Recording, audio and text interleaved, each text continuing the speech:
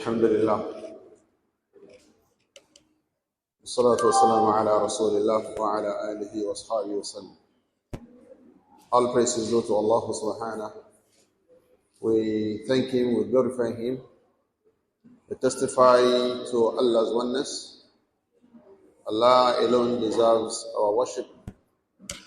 Testify that our Prophet Muhammad sallallahu alayhi wa sallam is Allah's messenger. May the peace and blessing of Allah continue to be upon him, upon his household and his companions. May the peace and blessing of Allah subhanahu wa ta'ala continue to show upon all of us. We thank Allah for giving us the opportunity to gather here to increase in our knowledge. Our dua to Allah subhanahu is that He makes every step that we took to come here to learn. May Allah subhanahu wa ta'ala let it count for us on the day of Qiyamah. May Allah subhanahu wa ta'ala make every step a reason for His pleasure and the means by which we will attain Al-Jannah. And we beg Allah subhanahu wa ta'ala to grant us the maximum benefits of the sitting that we intend to have today. As we have all known, what we intend to do is to study and listen to the explanation of a hadith of the Messenger of Allah sallallahu alayhi wa sallam, the hadith which is popularly known as the hadith of Zar'in. So we beg Allah subhanahu wa ta'ala to make it easy for our Shaykh, and may Allah accept it from him as well and the rest of us. So without taking any more time, any other commentary that we have and questions, Bismillah, we'll postpone that to the end of the lecture. Assalamu alaikum wa rahmatullahi wa barakatuh. السلام ورحمة الله وبركاته. إن الحمد لله نحمده ونستعينه ونستغفره ونعوذ بالله من شرور أنفسنا وسيئات أعمالنا. من يهده الله فلا مضل له ومن يضلل فلا هادي له. أشهد أن لا إله إلا الله وحده لا شريك له وأشهد أن محمدا عبده ورسوله صلى الله عليه وآله وسلم. أما بعد. Our discussion is about a hadith from those ahadith that the scholars have given a name. Ahadith have names. Sometimes because of those who reported the hadith.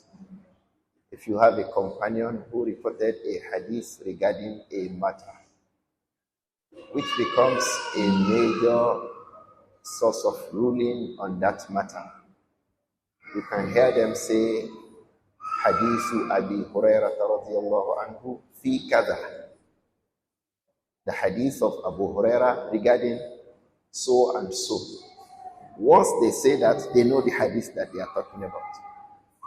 Sometimes they can talk about the hadith because of the content of that hadith. By that, they give it a name. There's a widely discussed hadith amongst the scholars of fiqh. They usually refer to it as hadithul kullatain. So once they say hadithul kullatain, they know what they are talking about. So this hadith, the hadith of Zar'in, even though it has been reported by our mother Āishah radiyallahu anha and Imām Muslim rahimahullah in his Sahih, he mentions it as from the ahadith regarding the virtues, the fadail of Āishah radiyallahu anha. It is referred to the hadith of Zar'in. Why? The narrations, the information, the discourse about her took the larger part of the hadith. It was as if it was the discussion about her alone in the midst of 11 women. So the ulama refer to this hadith as hadithu Ummi Zar'in, just like other ahadith have names by which they are known. This hadith has also been widely reported, studied, and given attention by the scholars. And that's why one of the biggest joy for me when I saw this hadith, I went back to Sahih al-Bukhari, Sahih Muslim. It is from those ahadith that Al-Imam al-Bukhari and Muslim have agreed upon sanadan wa matnan. The sanad of Al-Imam al-Bukhari for this hadith, it starts with Al-Imam Ali ibn Hujrin. It went to Isa ibn Abi Ishaq ibn Yunus, Isa ibn Yunus ibn Abi Ishaq al-Sabi'i, up onto Hisham ibn Urwa, to his brother Abdullah, to their father Urwa, to our mother Āishah radiyallahu anha.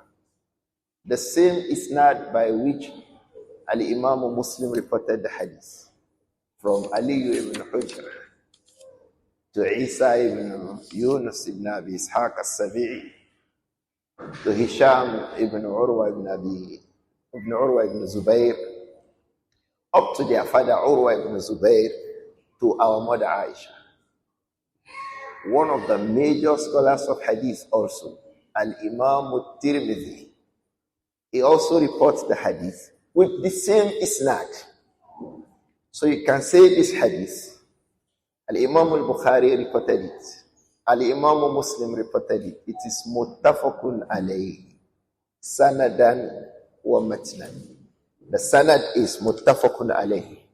The isnad of Al-Bukhari, the chain of report of Al-Bukhari, is the chain of report of Muslim. Likewise, Al-Imam At-Tirmidhi reports it with the same isnad. Ali ibn Hujr, the teacher of Bukhari in this hadith, was the same person from whom Al-Imam Muslim reported it.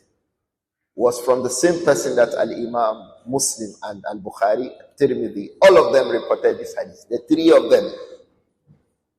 So it makes us understand that the hadith is a widely well-known, well-accepted hadith amongst the scholars of hadith. So they have paid a lot of attention to it in terms of gathering its chains of report and in terms of explaining and mentioning the benefits of these ahadith, of this hadith, the hadith of Zar. In it, like we said, Urwa ibn Zubayr, the son of Asma'u bint Abi Bakr as-Siddiq, reported from our mother Āishah radiyallahu anha, and all those scholars have reported with their asanid ending with our mother Āishah radiyallahu anha. قالت radiyallahu anha. Our mother Āishah radiyallahu anha said that jalasa 11 امرأة فتعاهدن وتعاقدن ألا يكتمن من أخبار أزواجهن شيئا. قالت الأولى: زوجي لحم جمل غث على رأس جبل وعر.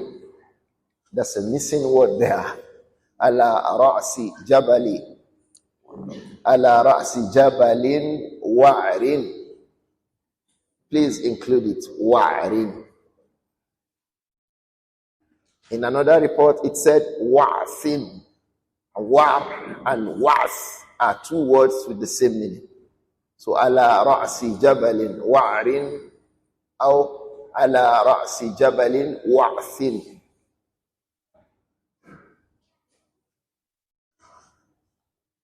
La sahlin. You can say that. You can say la sahla. But what Al-Imam al-Bukhari reported is la sahlun, and that is the easiest. So say la sahlun fayurtaqa ولا سمين فينتقل. So the first woman said, زوجي لحم جمل غص على رأس جبل وعر لا سهل فيرتقى ولا سمين فينتقل.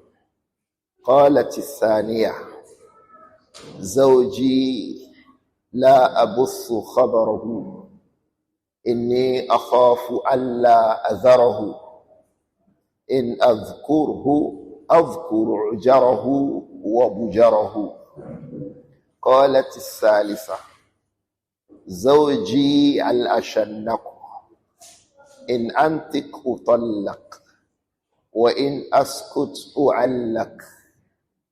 قالت الرابعة زوجي كليل تهامة لا حر ولا قر. You can say ولا قر. They have both been reported. ولا مخافة ولا سآمة. قالت الخامسة زوجي إن دخل فاهدا وإن خرج أسدا ولا يسأل عما عهدا.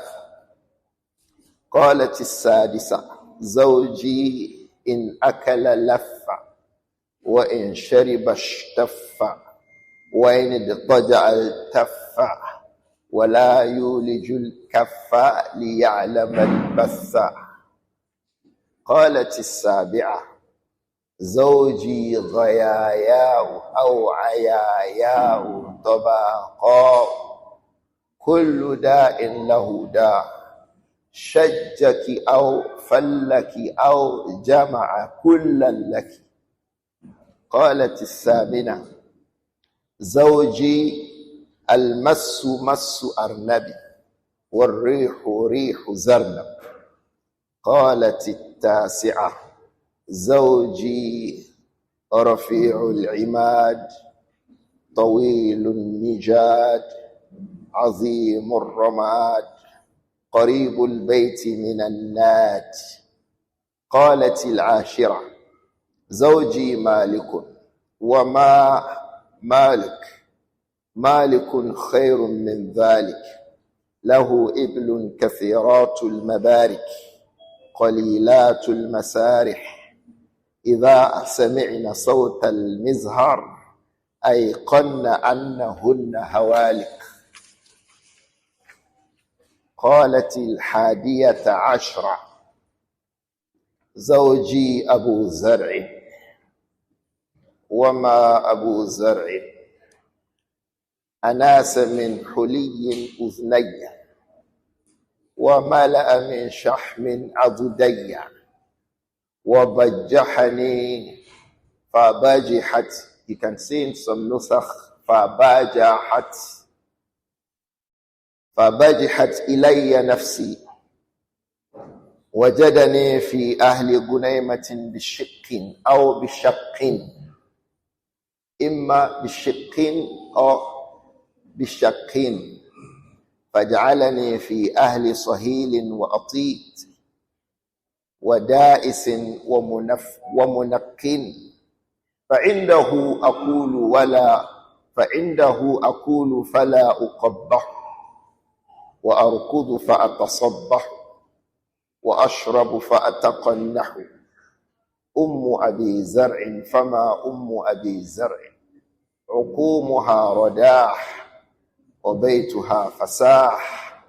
ابن أبي زرع فما ابن أبي زرع مضجعه كمثل شطبة ويشبعه أو تشبعه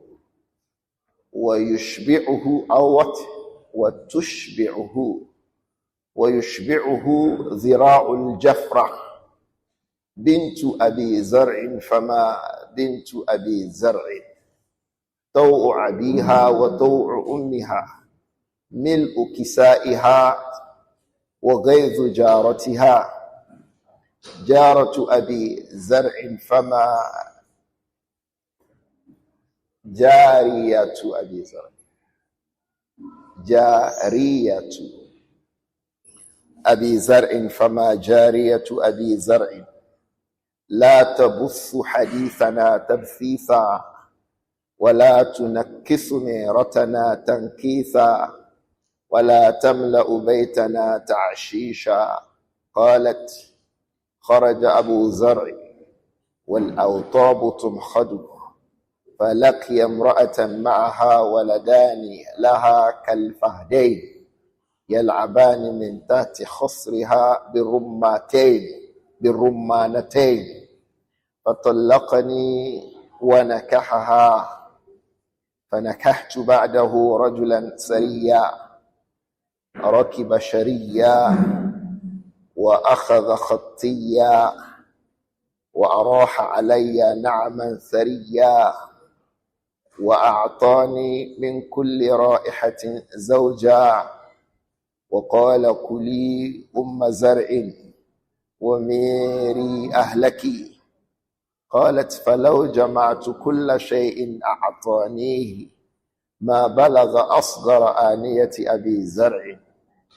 قالت عائشة رضي الله عنها: قال رسول الله صلى الله عليه وآله وسلم: كنت لك كأبي زرع لأم زرع.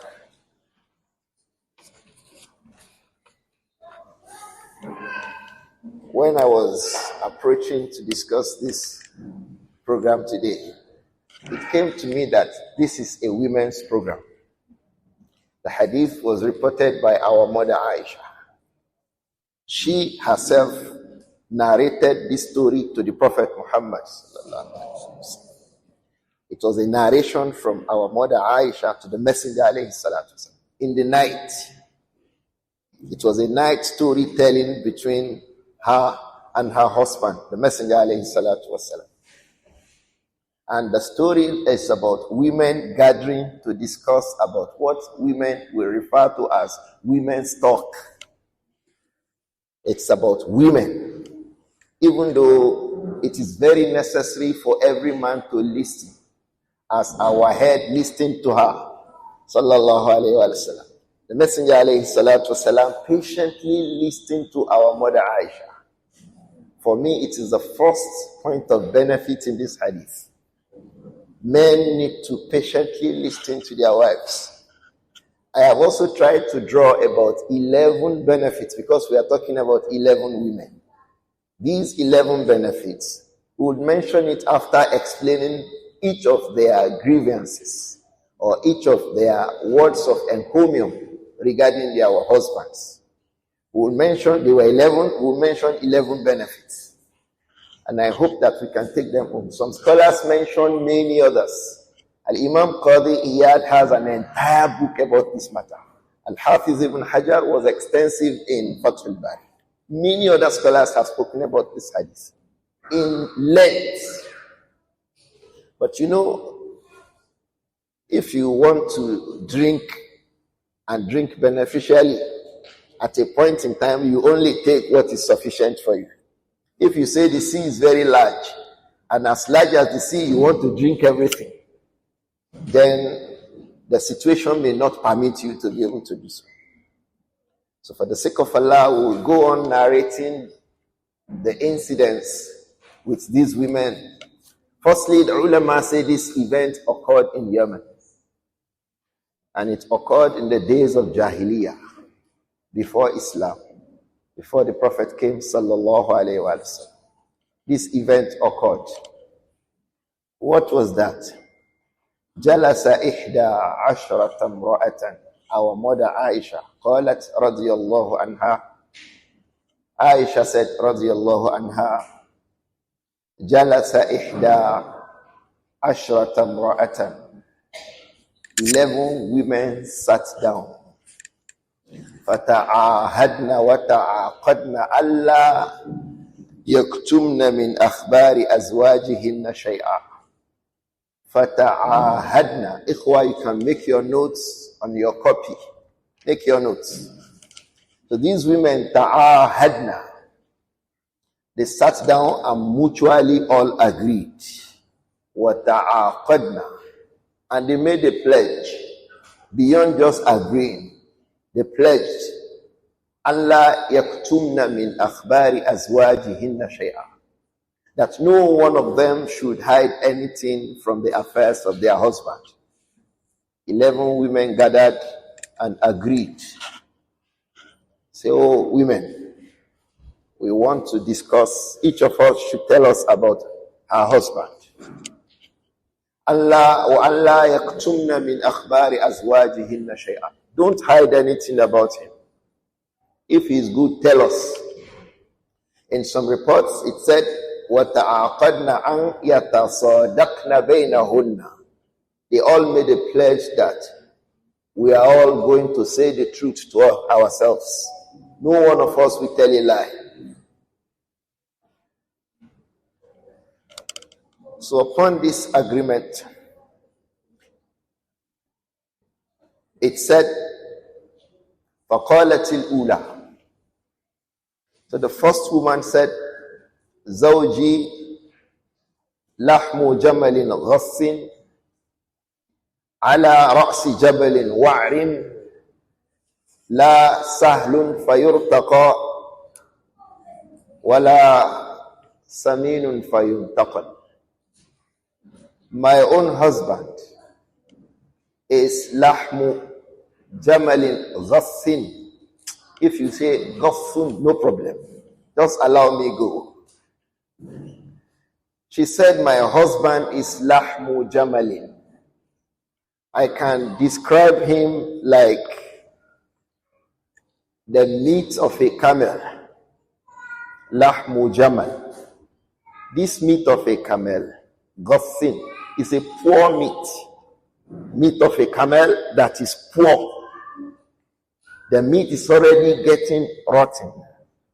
And then it is the meat of a camel. This poor, bad meat of a camel, take it that it is upon ala ra'si jabalin, the meat of a poor, bad meat of a camel. It is now on top of a mountain, high rising rock. But this mountain is jabalin wa'rin, very rough, rugged to climb. That is my husband. My husband is a bad, poor meat of a camel that occurs at the top of a mountain. This mountain is very difficult to climb. La salun fayurtaq. The mountain is not an easy thing to climb, such that we can say, let us climb it to pick the meat. Wala saminun fayuntaqal. The meat is not samin. It's not sound. It's not nice. Fayuntaqal. So that it could be said, oh, let us collect it. The mountain is tough, difficult to climb. The meat is even bad. What does she mean? She meant to say her husband is lahmu jabalin ghassin. Two things. That the flesh of a camel is not a priority flesh. The priority meat amongst Arabs are those of the smaller animals like goats and rams. They prefer them to the flesh of camels. So it's not even a man that you would prefer. My husband is not a man you will say you want. Lahmu jamal. In addition to that, it is ghas, the meat itself of a camel that has started to become poor. So he himself is bad. His character and disposition to people is bad. Added to this problem is that it is ala ra'si jabal. The ulama say, she's saying that the meat is on top of the mountain. Somebody who is bad, difficult to reach because of arrogance. The wife does not have access to him, no benefit from him. It is bad, poor meat. It cannot be eaten. Nobody desires to eat that kind of a meat because of the poor benefit from it. It has bad character, smelling. And then it is difficult accessing it. So she said, on top of that mountain, La Salun. Accessing him itself is difficult. You can't correct him upon anything. You can't even ask for your benefit. So it is difficult to obtain your rights. It is difficult to even advise him for his own benefits. So La Salun is not an easy person you can have access to for yurtaqa, so that you can say, okay, let me have access to him. He doesn't even have benefits. So she said, Wala Samin. No good comes from him. No spending, no good talks, no attention. Even private dealings, he doesn't care. So no Samin, he is not beneficial. Such that you can say, okay, despite the fact that it is on top of a mountain, we shall go and collect that meat. It doesn't have that kind of a value. This is how this first woman has described her husband. Lahmu jamalin ghasl, like the flesh of a camel that is poor, without benefit, now placed on top of a rock. That rock itself is difficult to access. La sahlun fayurtaqaha. The rock is rugged, not easy, so that you can say, oh, let us climb it. Wala saminun fayumtaqal. The meat itself is not beneficial, so that you can say, okay, let us collect the meat. But this woman is mentioning that her husband is a blameworthy person. No benefits, no good access to him. In all of that, is very arrogant. So he does not accept any advice from anybody. This is her own husband. It said, قالت الثانية. The second woman said, زوجي لا أبث خبره إني أخاف ألا أذره إن أذكره أذكر عجره وبجره. زوجي لا أبث خبره. My own husband. لا أبث خبره. In some report it said Anuthu. Abuthu. I would not spread information about him. I don't even have much to say about him. If you say Anuthu, it is employed for negative information. So if you say Abuthu, she does not want to spread thoughts about him. It may be good, it may be bad. But when she used Anuthu, it means what she's avoiding to talk about is that this man is a bad man. So she said, as is in this report, Zawji la anuthu khabaru. I don't need to start talking about him. Inni akhafu alla adharahu. I fear that I may not be able to completely say the evil that he has. He has a lot of evils with him.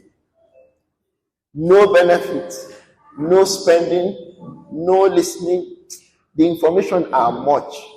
This gathering is too small for me to start talking about the evils with him. To start describing how he is without benefits.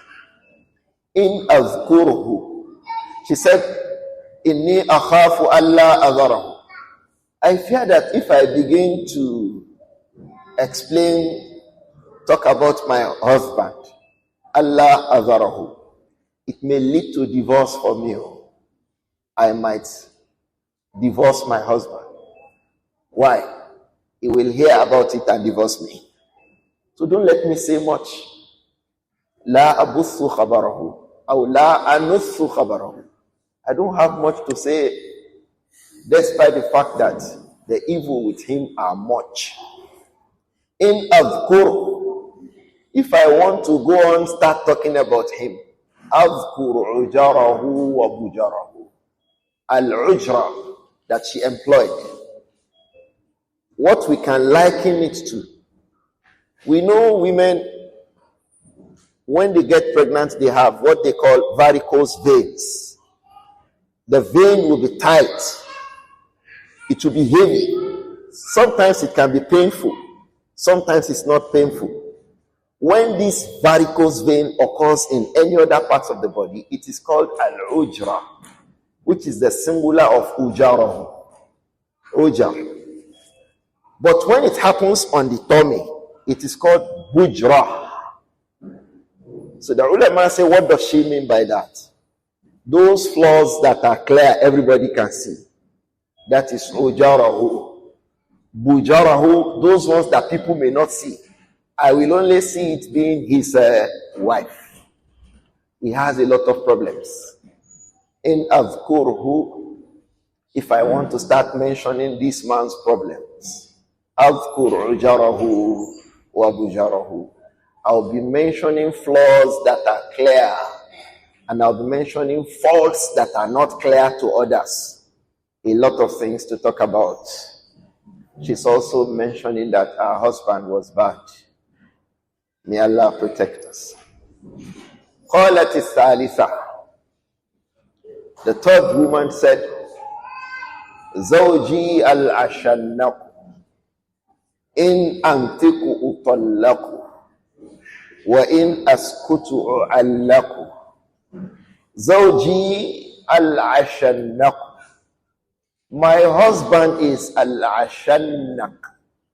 Al-Ashannaq is a man who is very tall.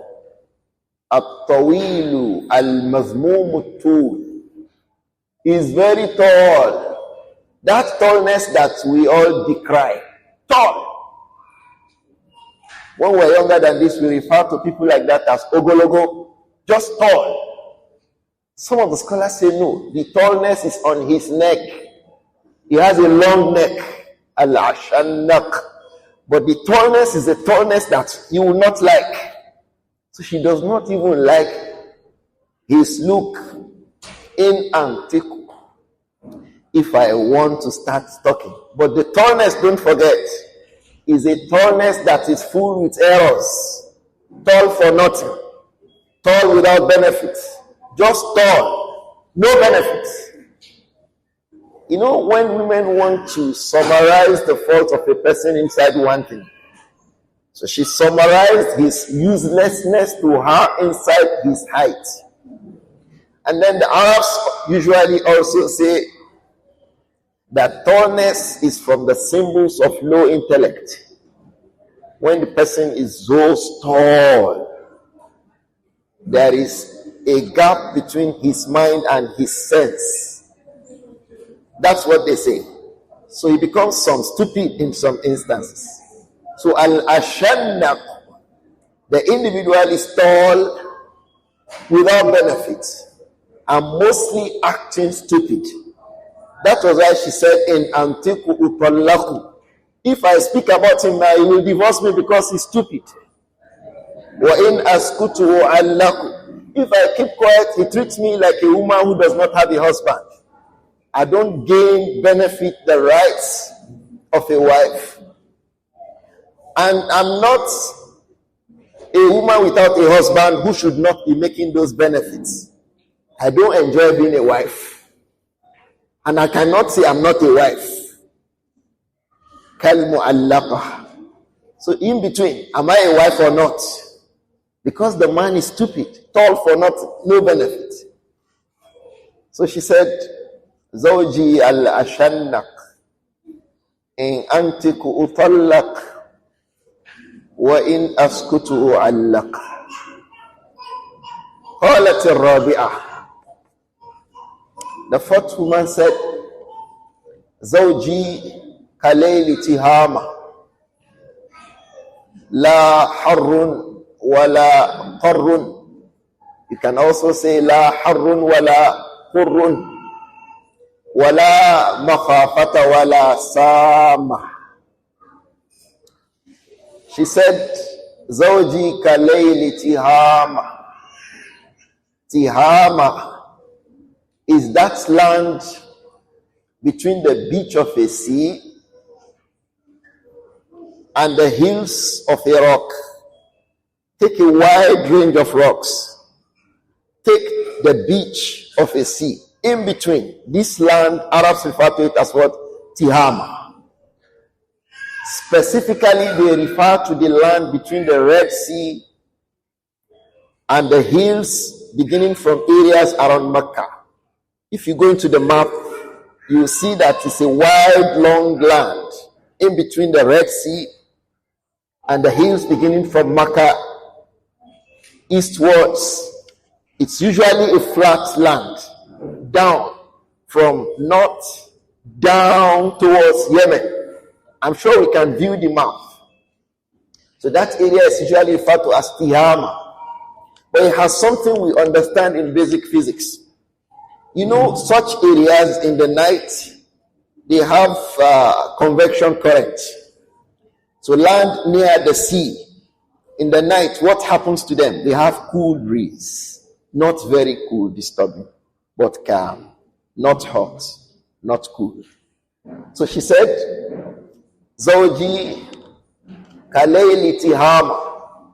My husband, she did not use daytime, because in the daytime in the beaches, it's usually hot. So she said, Zawji Kalayli Tihama. My husband is like the night in the beach area. So it's calm. La harrun is not a hot man. He's not harsh. He's not difficult. He's not stingy. Wala harrun. There is no also cold. La harrun, no hot. Wala harrun or qurrun. There is no cold that is beyond managing. So he's mu'tadil. Everything is calm. It's not too much to the right, not too much. It's balanced. Wala makhafa. I do not fear anything regarding my husband. Many women fear many things about their husband. As for me, I don't have any problem. I'm not afraid of anything. Wala sa'am. I don't also get him tired. Some women don't like it that their husband think that they are burdens to them. I don't tire my husband. Get him tired perhaps because of demands. When demands are much, they tire the man. Sometimes it is trouble. When the woman is troublesome, the man becomes tired. Sometimes it is insult. Sometimes it is even the coldness of the wife that becomes a problem for the husband. So for her too, we are just okay. He does not get tired of me. He's calm. No hot, no cold, no fear. And I'm not a burden to him. So she said, Zawji Kalayli Tihama. My husband is like the night in the beach area. La harrun wala qarrun. It's not hot. It's not cold beyond management. Wala makhafata wala sama. La makhafa. I don't fear anything at all in dealing with my husband. I don't fear that if I talk to him, he will insult me. I don't fear that if I ask from him, it will become a problem. So I'm not a burden to him. وَقَالَتِ الْخَامِسَةِ. The fifth woman said, Zawji, my own husband, in dakhala fahida. When he comes into the house, fahida is a leopard. The ulama say, وَصَفَتْهُ بِالْغَفْلَةِ إِنَّ دُخُولِهِ الْبَيْتِ. She described him with what? Al-ghafla. He doesn't pay attention to details. Some men, when they come into the home, they see spoon kept somewhere. They see a cup kept somewhere. They see a rug kept somewhere. They see one cloth hung somewhere. My husband is not like that. When he comes into the home, he does not have complaints. Women like men who don't complain. Just like the one we just read before this. My husband knows Sam. I don't bother him, he does not bother me. So we can carry on. So for her, she said, in dakhala fahida. When he comes into the house, he becomes a leopard. He sleeps, the leopard sleeps. He does not have a problem. He does not have a problem. No trouble. And then the leopard amongst its mates behaves as if it has shyness. So the husband just minds his business when he comes in. No problem. وَإِنْ خَرَجَ أَسِدًا. When he goes out, he's a lion. He's tough. He's strong. That is where he exercises his power and strength. He's brave, like the lion is. وَلَا يَسْأَلُ أَمَّا أَهِدًا. He does not also come into the house and start asking me questions. Ummu, what I kept here, where did you keep it? What did you take here? What went wrong here? What is the stock of fish at home? Oh, now Pepper has finished. Oh, who dropped this here? He does not ask those questions. La yas'alu amma ahida. The things he keeps in the house, he does not go about start asking about them. Many of us, when we keep things at home, we come back, we don't find it there. We ask everybody, who kept this thing? Who saw this thing? Who removed this thing? For him, la yas'alu amma ahida. He doesn't go about asking all these questions about the home. In fact, some of the scholars say la yubali bihaliha. That means he won't even be asking her herself, how are you? How was your malaria? No. He won't ask her questions. La yas'alu amma ahida. The way he left her and went to work, when he comes back, he will not ask questions. So she said, Zawji in dakhala fahida. My own husband, when he comes home, he behaves like a leopard. Wa in kharaja asida. When he is outside, he's a lion. He's brave. He's strong, energetic, brilliant. He sees everything. He asks about everything. But at home, fahida is just about coming, eat, sleep. Wala yas'alu amma ahida. Even things he left at home, including me, myself, he won't be asking me questions about what I did and how I did it. This was the fifth woman. She said, radiyallahu anha, wa qalat as-sadisa. The sixth woman said, Zawji, my own husband, in akala laffa, wa in shariba shtaffa, wa in idtaja al-taffa, wa la yuliju al-kaffa, liya'lam al-batha. Poetic. Zawji, my own husband, in akala laffa, yani yajma'u bayna al-ikthari wa al-takhlit. My own husband, in akala, whenever he wants to eat, laffa, all the kinds of food he will eat. He will mix rice with beans, with plantain, with semo. Laffa, takhlit. The food is much. He mixes everything. Abu, which soup do you want? Egusi or vegetable? Say the two.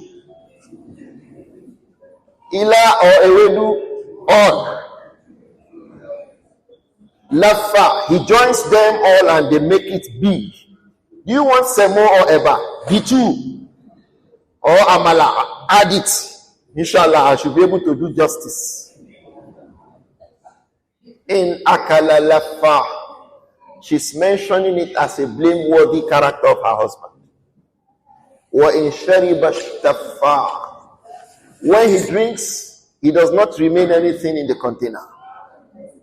Ishtafa, when Arabs drink, the drinking vessels are usually bigger than what from which one person will finish the drink.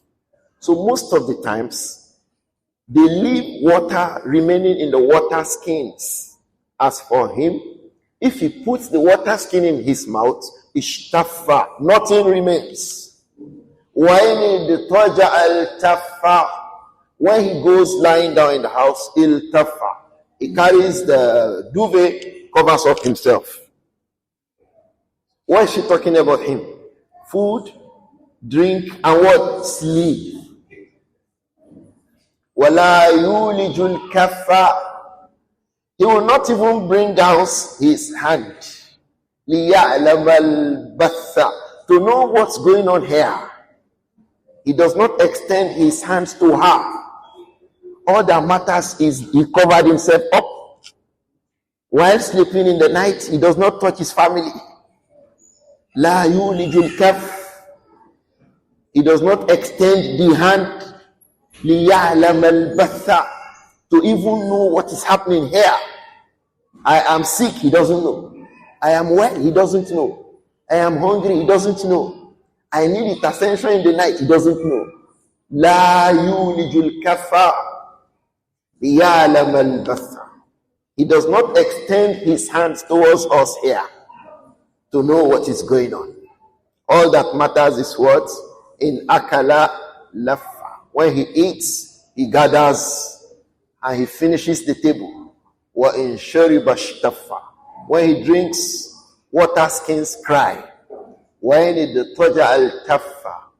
lies down, he covers himself all up. Wala yulijul kaffa. He does not extend his hands. Liya'lam al-batha. To know what I feel. To know what I want. To understand my condition. All that matters is that idfaja'a wal taffa. He lies down, he covers himself all up. Qalat as-sabi'ah.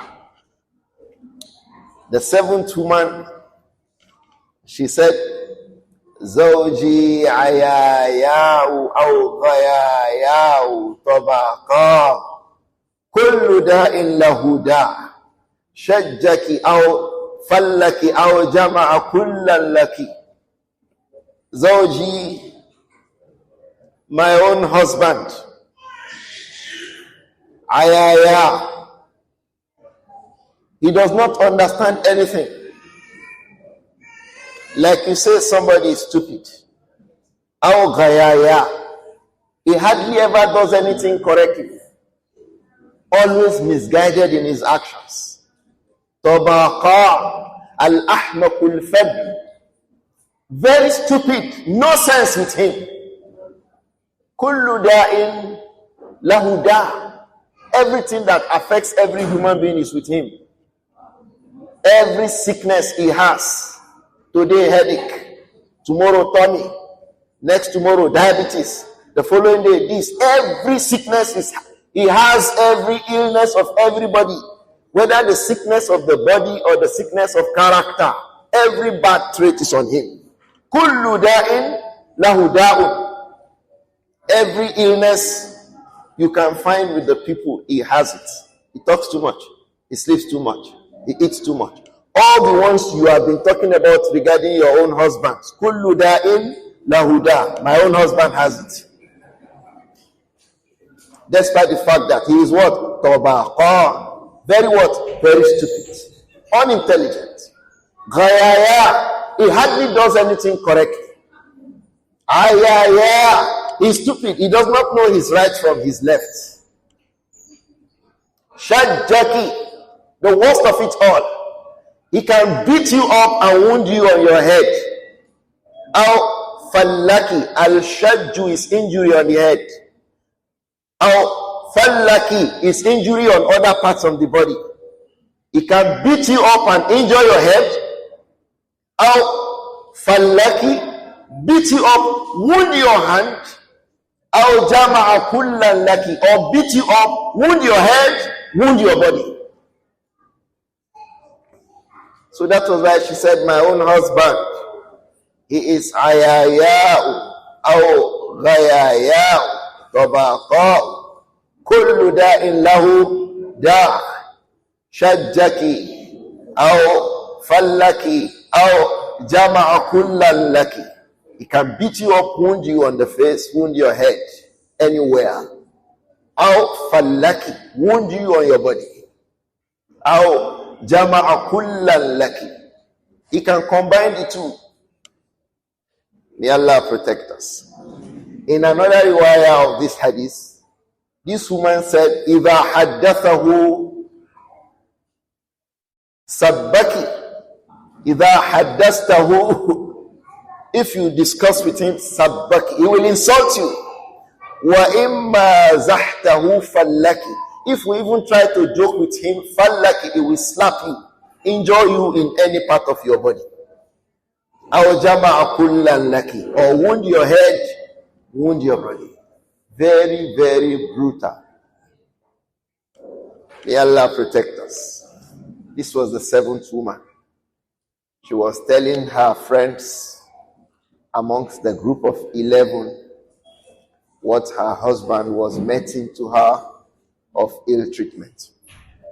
قالت الثامنة. The eighth woman said, Zawji, my own husband, al-massu massu arnabi, wa-rihu rihu zarnab. My own husband, al-massu massu arnab. Do we know the rabbit? When he touches you, he has that soft hand, like the softness of a rabbit. Meaning that she enjoys staying with her husband. The husband enjoys touching her. And in his dealings with her, he is easy. Al-Masu Arnab. His touch is the touch of a rabbit. Calm, easy, cool, close, near. So he draws her near. Worry. As for the smell that you will hear from you, perceive from him, rihu zarnab. The zarnab is a tree with a very fine scent and smell. So my own husband, al-Masu Arnab, his dealings is calm, is cool, is kind, he relates well.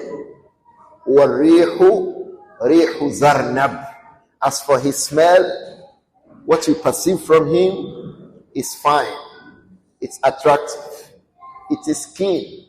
It shows that the husband pays attention to genuine personal hygiene. Very hygienic, close, near. He draws me near and he relates with me kindly. He's not harsh, he's not troublesome, he does not insult me, he does not beat me, he does not do all of that. He's calm. Al-Masu Arnab. His touch is one like that of a rabbit. Wa-rihu rihu zarnab. As for what I perceive from him, nice, sweet smelling perfumes. Wa-ana aglibuhu. In some riwayah, she added to it, Ana aglibu. I overrun him. Wa-nasa yaglibu. But when he goes out, he overruns people. The wife is saying, I have some sort of goodness and a sense of control over him. I can tell what my husband can do and what he cannot do. But when he's outside, he's in charge. At home, he gives me space. I'm able to say some things, and what I say matters. Aghlibuhu. What I say holds sway. He gives me some space to give my opinion. وَالنَّاسَ يَغْلِبُ. But when he goes out, he's the one dominating other people. So you can see that his masu will be what? Masu arnab. His rih will be what? Rihu zarnab. وَأَنَا أَغْلِبُهُ وَالنَّاسَ يَغْلِبُهُ. This was the eighth woman. قالت التاسعة. The ninth woman said, Zawji Rafi'ul Imad. My own husband, he has imad. Our home is a home with very tall, long pillars. The ulama say that is symbol of excellence. That is symbol of wealth. Rich people build tall homes. It may be one room but big, tall. You see it high. They also play it on high places. They place the building in a high place. And inside the room, the headroom, when you look up, you can't touch the fan. Can't you see this masjid that we are in? You can see it is tall. It is from the symbols of opulence. So she said, Zawji Rafi'ul Imad. My husband is a man with homes of height, good height. The pillars in our homes are high. Tawilun Nijad. The Nijad is where in those days they placed the sword. So where, that's the sheath. The sheath of his sword is long. The ulama say that means he's tall. He has good body. He has good strength. Because a short person cannot have a sheath that is what? Long. So he's tall. That also means that he's strong. He's brave. Azimur Ramad. This woman is also saying that in their home, the ashes you find, Ramad, the ashes you find are azim. They are lots. What does that mean? They cook a lot. Azimur Ramad. They have a lot of ashes in their homes. Meaning that we cook a lot in our house. Our house is big. My husband is brave. We cook a lot in our house because visitors come to us. That is why she also said, their house is Qaribul Bayti Minan Nad. This Nad, it's supposed to be Nadi, but they made Hasful Ya because of Sajjah, so that it will synchronize and give a nice sound. So she said their house is near the Nadi. Nadi are places where men hang out. Places where people go to sit down, to relax. After discussions, they come to our house to eat food. Our house is big. My husband is brave. He has a lot of money. Our house is big. And so we cook a lot in the house. We have a lot of ashes in our home. And our home is nearby a place where when people come to relax, they come into our house. They eat food. This is the ninth woman talking about her husband. She said, Zawji Rafi'ul Imad, Tawilun Nijad, Azimur Ramad, Qaribul Bayti Minan Nad. قالت العاشرة. The 10th woman said, Zawji Malik. The first of them mentioning the name of her husband. It showed the height of our love for him. When women mention the name of their husband, it's especially in the midst of women like them. It is a symbol of respect and esteem for their husband. So she said, my own husband, his name is Malik. Wama Malik. What can I tell you? This istifham, the ulama say it is litta'zim. To make us understand is Malik is a big thing for you. In fact, if I want to, in fact, what can I say? In fact, the way we say in fact now. So Wama Malik. What is it that I can tell you about Malik? Malikun khairun min dhalik. Malik is better than what all other women they have said about their own husbands. My husband is better than that. Some scholars say no, what that means is Malikun khairun min dhalik. He is better than whatever I want to say to describe him in terms of his goodness. Khairun. Anything I say, he's better than that.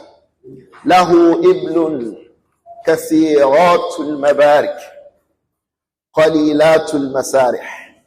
He has camels Kathiratul Mabarik, where the camels make their buruk. The mabrak is the place where one camel relaxes. Where the camels relax, we have a lot. That means we have a lot of camels. Qalilatul masarih. But where he loosens the camel to go to al-masrah, the masarih are few. So usually the camels are at home. He does not just leave the camels to go and graze. And that is because their house is a house where people come. A lot of people. So when they come easily, they pick a camel, they slaughter the camel, they prepare food. When they come, they kill the camel, they prepare food. So he has camels. Kathiratul Mabarik. They have a lot of places where they relax. Qalilatul Masarih. It does not leave them to always just go about to graze. These camels, إِذَا سَمِعْنَا صَوْتَ الْمِزْهَارِ. The mizhar is an instrument when they sound it in those days amongst the Arabs. Don't forget that this is from the akhbar in the days before the Messenger alayhi salatu wasalam. So when they sounded the mizhar, the camels understand that they are to be slaughtered. So she said, Lahu iblun kathirat. He has a lot of camels. Kathiratul mabarik. A lot of places where camels relax. Qalilatul masarih. Only few places where they go to graze. So he does not usually release his camels to graze. These camels relaxing at their mabarik. إِذَا سَمِعْنَا صَوْتَ الْمِزْهَارِ. Whenever they hear the sound of that mizhar, the musical instrument, أَيْقَنَّ أَنَّهُنَّ هَوَالِكَ. They understand perfectly and certainly أَنَّهُنَّ هَوَالِكَ. They want to slaughter us. Once they start shaking the cow, there are visitors. One of us will be slaughtered. Oh, there are visitors. One of us will be slaughtered. So how? Like she said, Malikun khairun min dhalik. She has only told us a few things about her husband, whose name was what? Whose name was Malik. The last of them, Zara. قالت الحادية عشر. The 11th one amongst the women said, and her story deserves good attention. If the hadith is just about her alone, it suffices. She said, Zawji Abu Zar.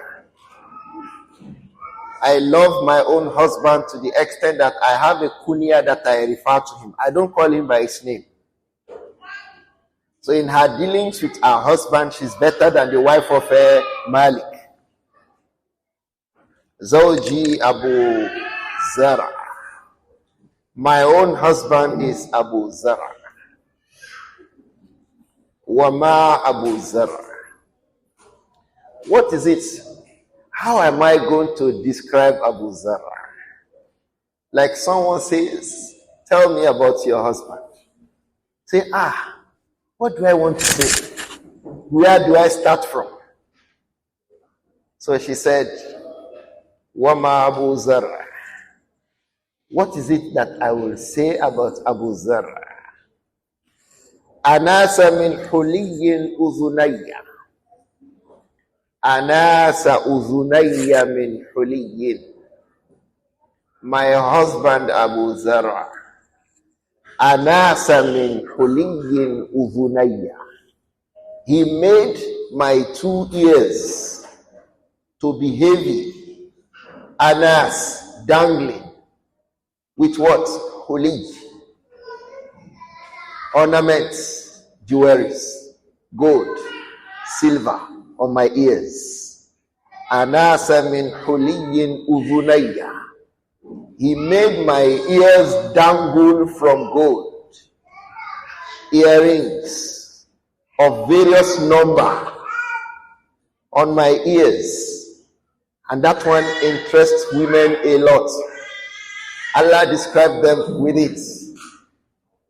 Yunasha'u fil hilyat. She was nurtured upon ornaments. So the first thing she described about her husband was this. Anasa min huliyin udhunayya wa mala'a min shahmin adudayya.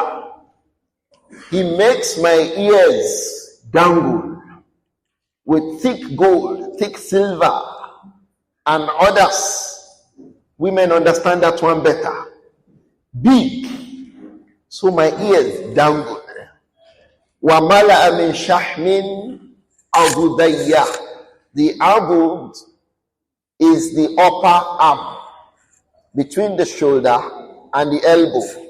So she said, مَلَأَ عَضُدَيَّ مِنْ شَحْمٍ. He filled up my upper arm with flesh, fat. Ulama says she's talking about how well fed she is. When the woman is well fed, even in the jilbab you see big shoulders, food, well fed, well cared for. So she said, Mala'a min shahmin adudayya. He filled up my arm with good food. Shahm, meat, flesh. Shahm, fat. I'm thick there. وَبَجَّحَنِي فَبَجَحَتْ إِلَيَّ نَفْسِي بَجَّحَنِي أَكْرَمَنِي. He honored me so much. فَرَّحَنِي. He makes me happy. وَوَسَّعَ عَلَيَّ. He exposed wealth to me. وَأَتْرَفَنِي. He made me become luxurious. فَبَجَحَتْ إِلَيَّ نَفْسِي. So much that inside my mind I also feel esteem. He honored me so much that he gave me luxury so much that I began to feel luxurious myself regarding myself. You'll understand this better with what she said after that. Wajadani fi ahli gunaymatin bishikkin. This man had found me fi ahli gunayma, in a family and a people, bishikkin or bishakkin. Bishikkin, we were in difficulty in our home. Bishakkin, we were residing inside one hole in a mountain. Those residing in a cave in a mountain, how would their life be? Bishakkin. The name of the place is what? Shakkun. That was from where he found me. And our life was how? Bishakkin. Life of difficulty. Things were hard. That was from here where he brought me out. فَجَعَلَنِي مِنْ أَهْلِ صَهِيلٍ. He removed me from that life of difficulty. فَجَعَلَنِي مِنْ أَهْلِ صَهِيلٍ وَأَطِيتٍ. He made me become a woman residing with sahil, horses, wa'atit, camels. Like saying he removed you from a water site and then he brought you to VGC, where you see a lot of cars. These cars, you do not only see them, they belong to you. Affluence. She said regarding her husband, فَجَعَلَنِي مِنْ أَهْلِ صَهِيلٍ وَأَطِيتٍ. The atit itself, the ulama only say that it refers to the camels. It refers to those, the iron, the rings, the ropes with which they place loads on top of the camels. That sound they make, That is the At-Tibyān. We hear that sound a lot in our home because our camels are regularly loaded with food, with products, with goods, with things of benefit, with gold. Think of it, with clothes, with shoes. That was where he brought me into. Wada'isin wa munakkin. I came to become a woman who has a lot of servants, because my husband has a lot of servants. There is people who work in his farm. Wamunakin, people who are cleaning up wheat, maize, millet. They are working in the factory. That was the husband that I ended up having. فَعِنْدَهُ Akulu fala uqabbahu. My husband was so nice. Indahu, when with him, Akulu fala uqabbahu. I will freely express myself. Fala uqabbahu. And I will not be insulted. I will express myself freely. Fala uqabbahu. They will not insult me. They will not harass me. Nobody will abuse me. وَأَرْكُدُ فَأَتَصَبَّحُ. I will sleep. I will go on, I will relax. وَأَتَصَبَّحُ. I will wake up in the morning. Because women who wake up in the morning, don't forget, it's the time of Jāhiliyyah. No Salatul Fajr. Till Obama minidi day. If it is not proper daytime, I'm still sleeping. And now, I will sleep till daytime. Because she's not working. She's not sweeping. She's not fetching water. She does not have children to take care of. She's relaxing until daytime, daybreak. And then she does not have anything to worry about. Sometimes you have the time to sleep, but you don't have the mind to sleep. Sometimes we have the time to sleep, but we don't have the mind to sleep. For her, she had the time. She had the mind. وَأَشْرَبُ فَأَتَقَمَّحُ. I drink. When I take drinks, أَتَقَمَّحُ. I only remove my mouth when I'm comfortable. I don't drink in a haste. I drink ataqammahu. When I remove my mouth from the cup, it's when I want. You know, women do that a lot. They can hang up the cup out of luxury and pleasure. That was what she was describing. So they begin to sip it while the drink is still on their mouths. She's not in a haste to quickly drink and drop the cup. Why? She does not have a child she wants to clean up for. She does not have a room she wants to sweep. She does not have a job. She does not have a store where she's selling. Someone is calling Alaja who is selling. So she's relaxed. Ashrabu fa'ataqammah. I drink relaxed. In some riwayat, add it to your own. Wa atamannahu. Akulu atamannah. When I drink, when I eat food, fa'atamanna wa ataman, I also give people to eat. I eat, I don't eat alone.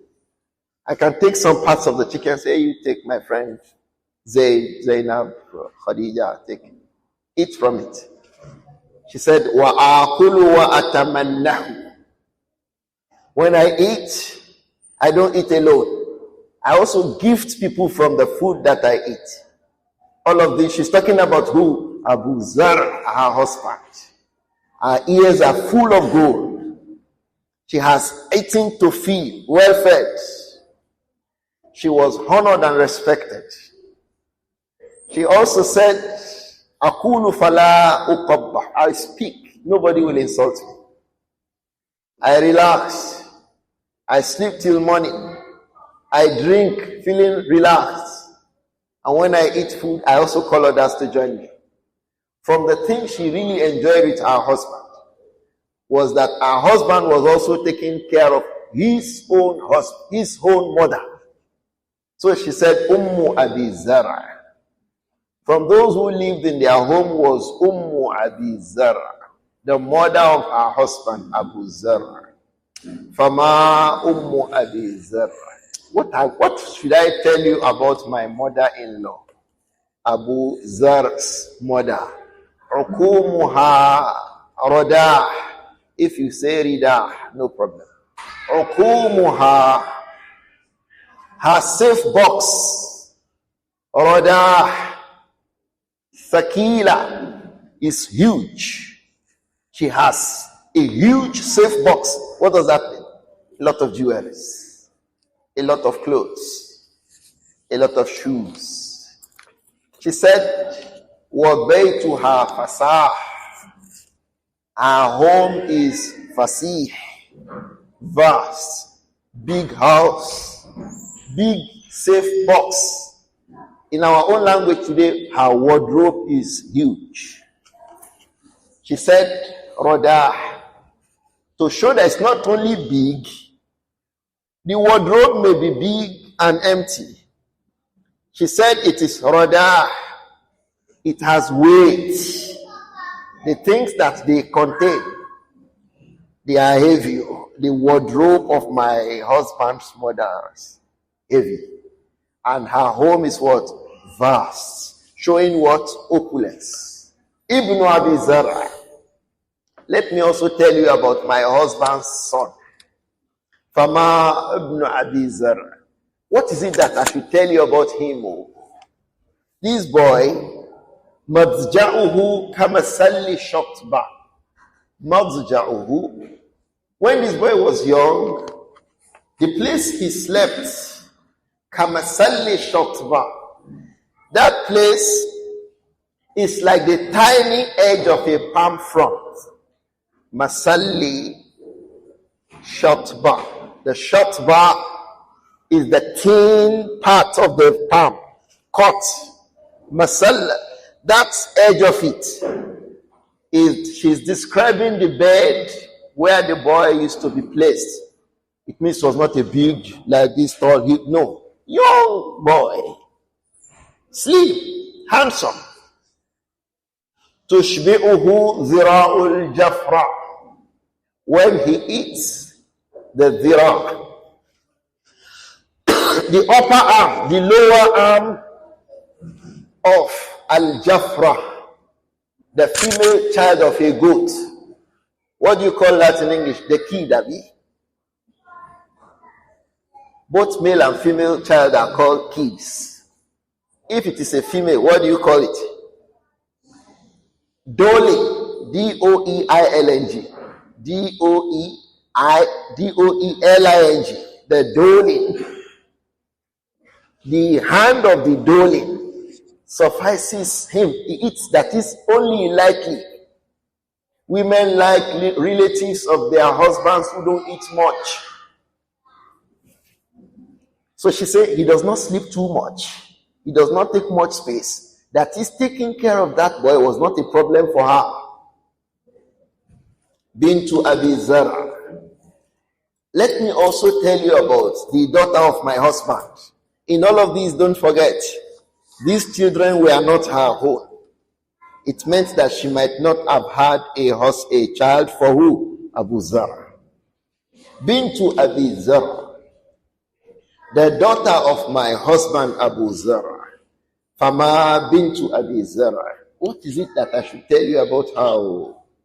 Taw'u abiha wa taw'u ummiha. Taw'u abiha wa taw'u ummiha. She was a woman who was comfortable. She was conforming. She conforms to what her daddy likes. She conforms to what her mommy likes. Ikhwa, sometimes in the home, the boy or girl will conform to daddy, will not conform to mommy. It's problem. Wallahi, sometimes it is vice versa. The child will conform to the mother, and he will be discordant to the father. As for this girl, she was Zainu Abiha was Zainu Ummiha. In another report, Zainu Abiha, a thing of pride for her father, was Zainu Ummiha, and a thing of pride for her mother. Mil'u Kisaiha. When she wears her clothes, she's full inside the clothes. Wa Gaidu Jaratiha. Her co-wife, meaning that girl has a co-wife, Ghaith. She's enraged by the daughter of Abu Zar. Why? Because of what she sees her wear. Not necessarily from her own husband, but from who? Her father. Her father has money. So other women in the house of her own husband too, they are looking at her. So she is Ghayzu Jaratiha. She enrages her co-wives. Who is that? The daughter of who? Abu Zar. Who is the husband of who? Zar. She continued and said, Jaratu Abi Zar. Jariyatu Abi Zar. The slave servant of Abu Zar, who was a young girl. Fama Jariyatu Abi Zar. What is it about her that I should tell you about her? But let me say this. لا تبث حديثنا تبثيثا. لا تبث حديثنا. We have a young working girl inside our home. لا تبث حديثا. Our talks, myself and my husband. لا تبثه تبثيثا. She does not go about spreading our talks. She understands our privacy because she's very intelligent. فَلَا تَبُثُّ حَدِيثَنَا تَبْثِيثًا. We don't hear about our private matters outside. Go on spreading home talks. She hears me talking to my husband. She does not pick it and then begins to spread it. وَلَا تُنَكِّسُ مِيرَتَنَا تَنْكِيثًا. لَا تُنَكِّسُ مِيرَتَنَا تَنْكِيثًا. Likewise, our mirror, our stockpile of food and valuable things in the house. La tunakith. She does not steal from it. Tankitha, in any bit. Some female assists at home. They say, oh, you are enjoying your husband. Behind their female master or mistress, they go on stealing and pilfering for her. لا تنكثوا ميرتنا تنكيثا ولا تملأ بيتنا تعشيشا. لا تملأ بيتنا. This girl serving our home. لا تملأ بيتنا تعشيشا. Al-Ush is the house of a bed. The house that the bed builds. For the bed to build a house, it gets strands of palm fronds. Hadi. She does not get our house to become like the house of a bed, filled up with dirty things, as you see in the house of a bed. فَلَا تَمْلَأُ بَيْتَنَا. She does not make our house be filled of what? Ta'ashisha, debts, unwanted things, like the house of a bed. قالت. She now wants to say the story of her life in all of these favors of Allah that she has enjoyed. This part of this story disturbs me a lot. So a person can be enjoying all of these. Her ears are filled up with gold. She herself ate food. And she's in all of these enjoyment and favor. Just one day, everything changes. It's a thing of worry. She lost all of this just one day. What happened? Kharaja Abu Zar. Her beloved husband went out one day. Wal awtabu tumkhab. Al awtab is the jamu of watab. Watab refers to the containers, the milk skins, where they store milk at the time of the profuse production of milk by their animals. Sometimes the animals are producing milk, so they gather those animals, they store them. They store them in the awtar. So she said, Kharaja Abu Zar, one day during the season of profuse production of milk, my husband Abu Zar went out. فَلَكِيَ امْرَأَةً مَعَهَا وَلَدَانِ لَهَا. So he saw a woman. مَعَهَا وَلَدَانِ. That woman had 2 boys belonging to her. These 2 boys with this woman, كَالْفَهْدَيْنِ, they were like 2 leopards, always with her, playing with her, like that. مِنْ تَحْتِ خَصْرِهَا. They were playing from around her chest area. بِرُمَّانَةٍ.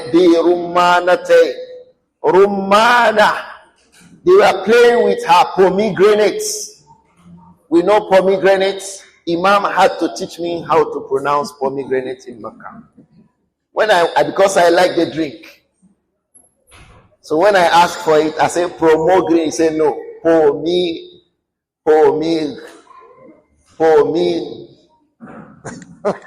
That was what he was saying.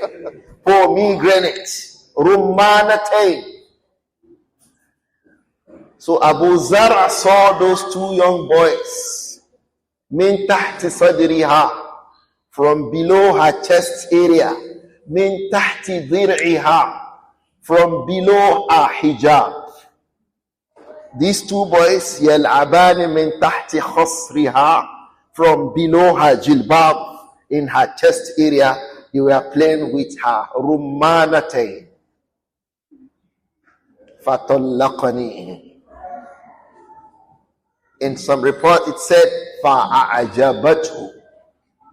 2 young boys playing with a woman around that area excited him.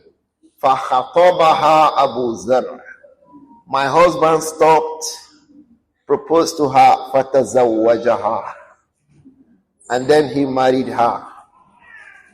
فَلَمْ تَزَلْ بِهِ حَتَّى طَلَّقَ أُمَّ زَرْعٍ. This man was with this woman until he had to divorce Zar. So she said, فَطَلَّقَنِي, he divorced her. وَنَكَحَهَا. Then he married that one. So all those fortunes changed just on one day.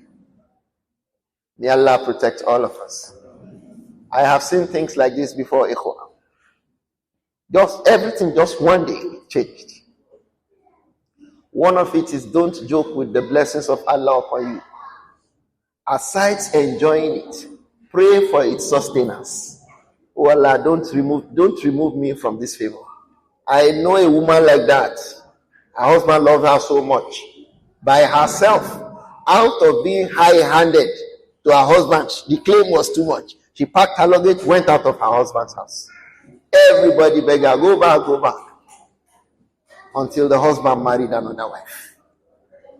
And this man, Wallahi alladhi la ilaha illa huwa, he used not to be able to do without her. So she said, okay, let me come back. Say, no, don't come. Hold on first. I just have a new wife now and I'm busy with her. So all those things she was enjoying, big house, big car, food, money, and all of this. That was how everything changed. Bayna ashiyatan wa duhaha. So we should be careful if you enjoy a favor. So what happened to her? She said, فَنَكَحْتُ بَعْدَهُ رَجُلًا سَرِيًّا. Life has to continue. فَنَكَحْتُ بَعْدَهُ يعني بعد أبي زرع رَجُلًا سَرِيًّا. After Abu Zar had divorced me, I now married another man. Kana Sharifan. The man was a very honorable person.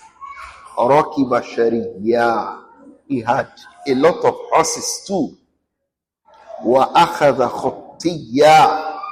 This man, he has a lot of spares, meaning that he was a strong man who either went for hunting or partook in wars. Women like real men, brave men. So أَخَذَ خُطِّيًّا. This man had spares and war armaments. وَأَرَاحَ عَلَيَّ نَعْمًا سَرِيًّا. أَرَاحَ. At night time, when animals want to rest, he brought many animals to me as gifts. وَأَعْطَانِي مِنْ كُلِّ رَائِحَةٍ زَوْجًا. Every animal, everything he gave me, he did not give me one of its kind. He gave me two of its kind. When he gave me a gift, two types, different color, different forms. The things with which he gifted me. وَقَالْ. He would even say, Kuli Zar. Zar, eat food. This is up. This is red. This is yellow. Eat. This is this. Whatever he's giving me is not giving me one. He was taking care of me. Wamiri ahlaki. Eat. Wamiri ahlaki. Give to your family too. So he was not only taking care of me, he was also taking care of my family. The man is honorable. He has horses. He's strong. He's a real man. In all of this, she said, فَلَوْ جَمَعْتُ كُلَّ شَيْءٍ أَعْطَانِي. If I gather all those things this second man gave to me, مَا بَلَغَ أَصْغَرَ آنِيَةِ أَبِي الزَّرْعِ. It will not reach the smallest plate of Abu Zar. He gave me everything. He said, eat, give your home, give your family cake, animals, camels, many food. I was comfortable.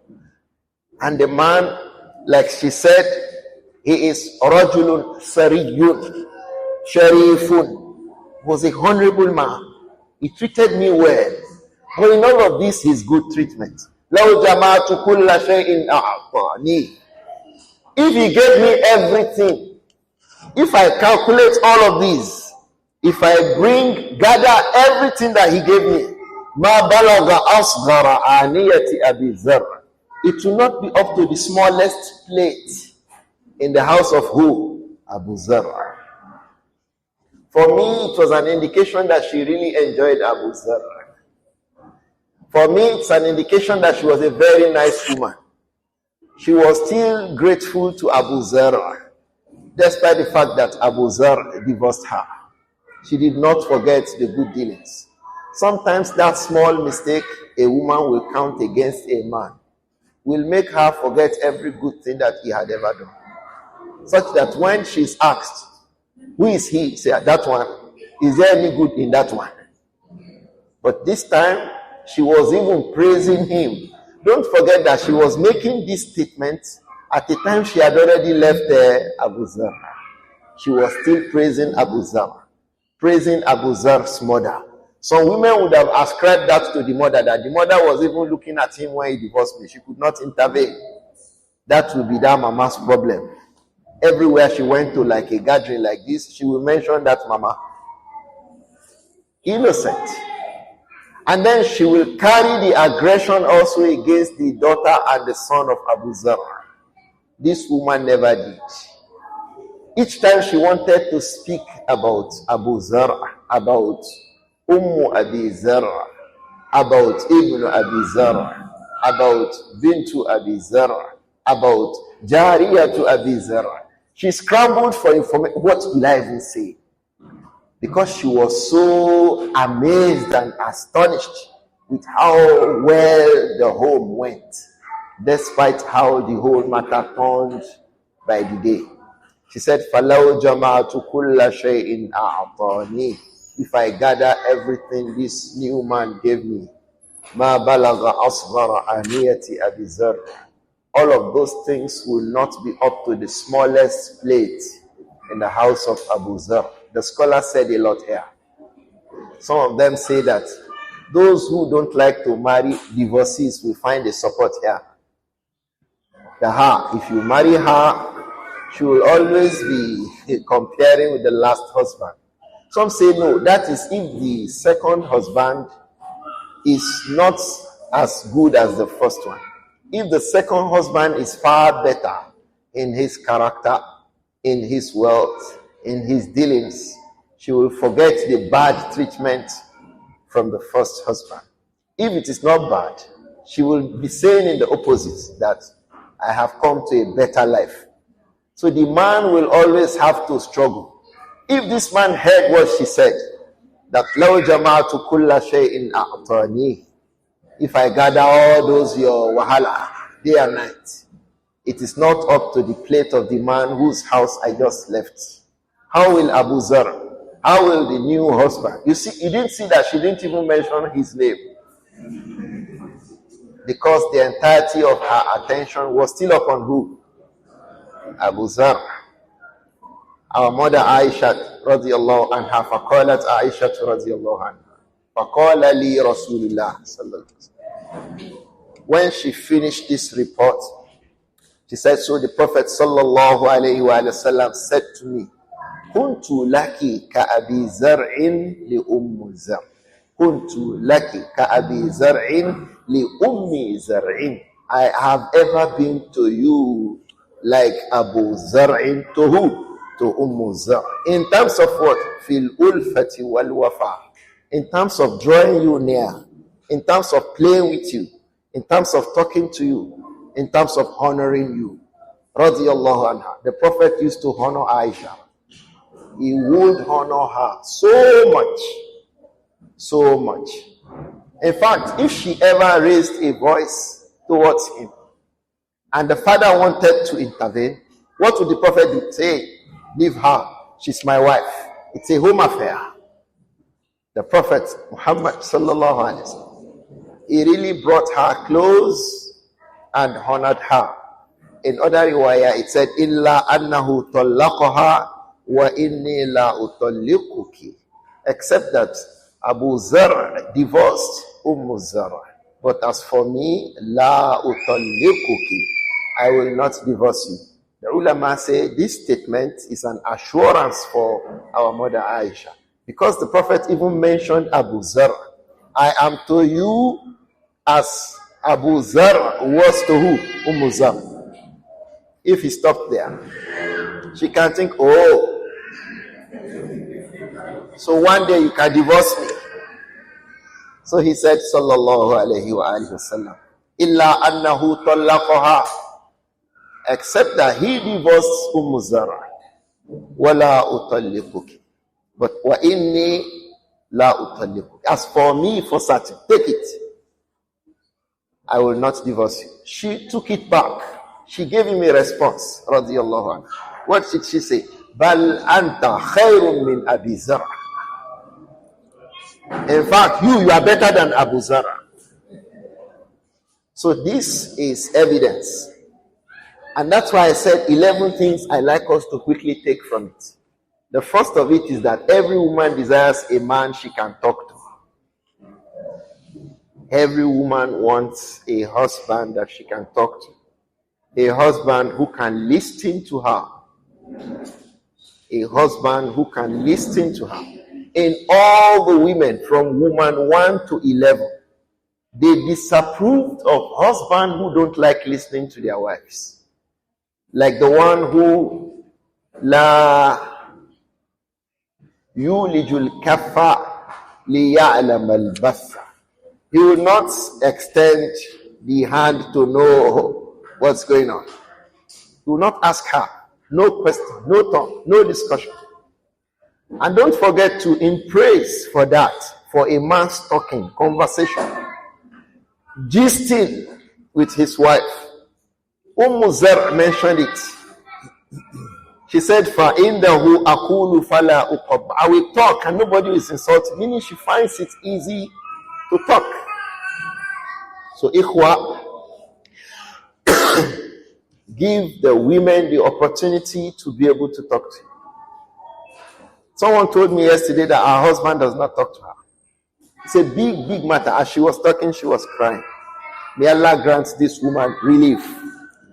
So pay attention. This hadith itself in Shama'ilun Nabi by Al-Imam At-Tirmidhi, it occurs under Babu ma ja'a fi kalami Rasulillahi sallallahu alayhi wa alihi wa sallam fi samar, the chapter regarding the Prophet talking to his wife in the night after Salatul Isha, at bedtime story, bedtime gist. And look at the Messenger alayhi salatu wasalam. For as long as this story went, he did not interrupt our mother Aisha. Please, women like you when you have an ear for them.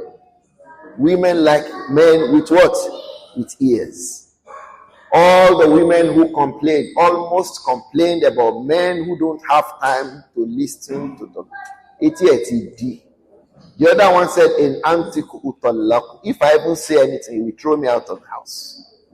So women don't like men who don't listen to them.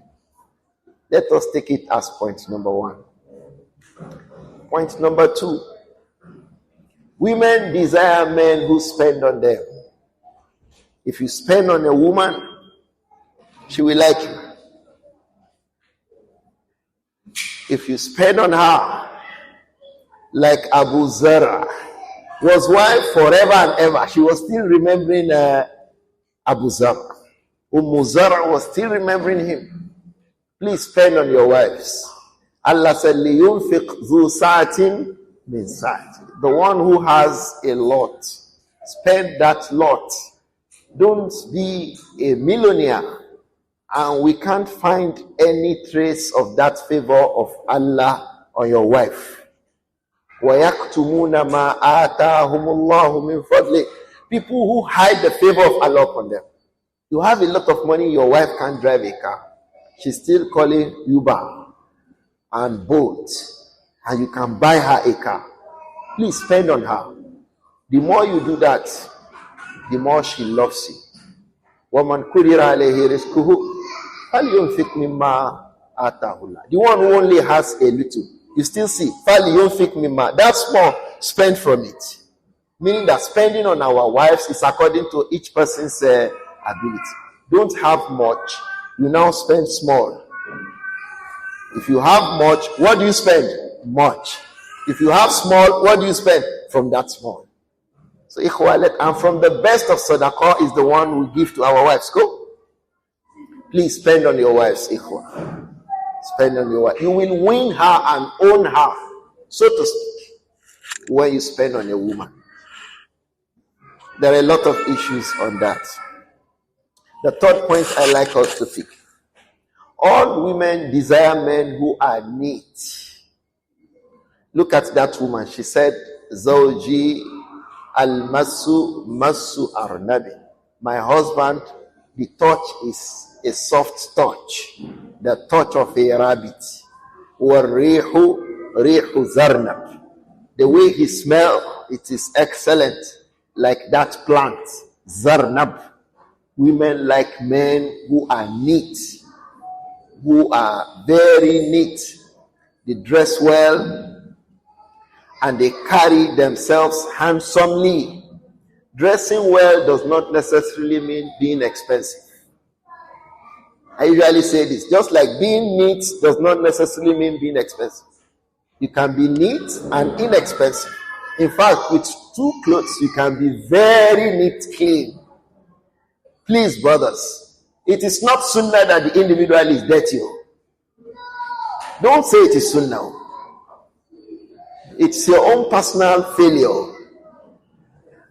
It can be the reason why your wife will hate you. And one of the lessons you find here, I will come back to it. Your wife has a report about you, even if she has not told you. She has that report. Some men may be having body odor the woman is just managing, like these women. We'll come back to it. All these women with these kinds of men, they still try to survive those men. They still manage to stay with them.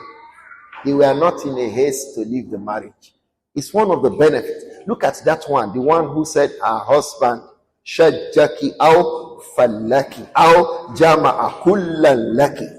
My husband, he can beat the hell out of you, wound your head, or what? wound your body. Or jama'a kullan laki. He combines between wounding the head, wounding the body. Don't forget, she still says Zawji, my husband. She's still managing him. We'll come back to that. She's still managing him. She's still coping with it.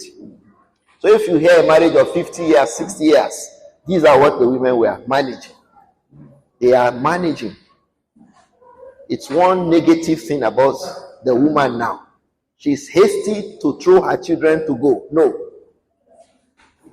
The other one who said in Antiku Utallaku, if I talk now, they will divorce me. Wa in askutu u'allaku. If I keep quiet, I will remain not like a wife, not like a woman outside. They said because she does not want that divorce because of her children. Her children are there. It's not in her best interest to go out of the home. Every woman who has up to 3 children with a man, think well before you leave that home. From 3 children and above. If a woman tells me I want to divorce, I say, hey, how many children you have? 3? Please wait there. Be patient. Because of the troubles connected to bringing up the children as a single mother. It's not easy at all. No matter how much the man he spent. So I'll say, as long as he's responsible, no matter how responsible he can be. Avoid leaving the home. Manage it. Be patient. Look at it. The other way around. It was the woman who enjoyed everything in the home that got divorced. Those who are managing didn't get divorced. It is the one enjoying the whole everything that got divorced. And in that, the prophet rejected that divorce. La utallikuki illa annani la utallikuki. So there are a lot of benefits in this hadith. Women, stay in your husband's house. Manage it. Manage it. If you are giving lime there, add honey and sugar to it. What do you have? Lime juice. If you add sugar to lime, it stops being lime. It becomes what? A juice. You put it in the freezer and you take a sip. You become like who? Zar'in. You are not in a haste to drop it. Make life easy for yourself, despite the condition that may be uncomfortable. The point from where we got here was that women desire men who are neat. And it is not expensive to be neat. It is not expensive to be clean. It is not expensive to present handsomely. 4, women desire men with nice character. Let me define the nice character that I'm talking about. I'm mentioning 3 things from this hadith. They are kind. Kind men. In fact, that kindness from it is that you are less of a criticizing husband. Women don't consider you a kind man when you criticize them every time. This my wife is tall, this my wife is short, this my wife, you didn't sweep the ground, you didn't care, you did quickly, you didn't. So in the night, when she lies down on the bed, all your criticisms during the day begin to come in her mind and she can't sleep. Will she enjoy her home? So reduce criticism. In fact, you can see it and behave like the other woman's husband. Zawji idha dakhala fahida wa idha kharaja asida wa la yas'alu amma ahida. Behave like that man. It is not everything that you should see. If you want to see everything in a woman, kasartaha, you will break her. Complaints can kill a woman. Complaints make women. And you know what? At the beginning, she'll be feeling that she's the one who is really having the problem. After some time, she will turn it to you that you are the one, that you are a useless man. Do you know that? When you complain about a woman so much at the beginning, she sees herself as incomplete. Did you not hear what Zara said about her husband? Bajahani. Bajahani. He honored me, respected me, showed me respect and honor. So much that فَبَجَحَتْ إِلَيَّ نَفْسِي, I began to feel esteem by myself because his complaints are not much. Don't complain too much. Remove your eyes from some of the faults. You did not marry a woman who is infallible.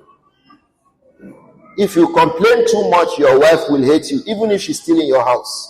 Like these women who kept the records of their husband, she will keep your records too. And every man has a record. It is part of the points of benefit. We'll come to it. That a woman has not spoken now, it does not mean she does not have a record of you. She has your record. If she has the opportunity, you will hear your report card from her. Even if she's not giving you a problem at home. So women like husbands with kindness and what? Less of a complaint. They don't complain. They don't complain. Everything is complaint. They complain about. That's why we are prohibited from complaining about food. Oh, too much salt. Oh, too much Maggi. Oh, garlic. Oh, onion. Oh, this. Why are you like that? Eat it like that sometimes. Don't complain. One man, the family said they know when he does not enjoy the food. You know why? He does not lick the plate. When he licks the plate, he likes the food. That's enough.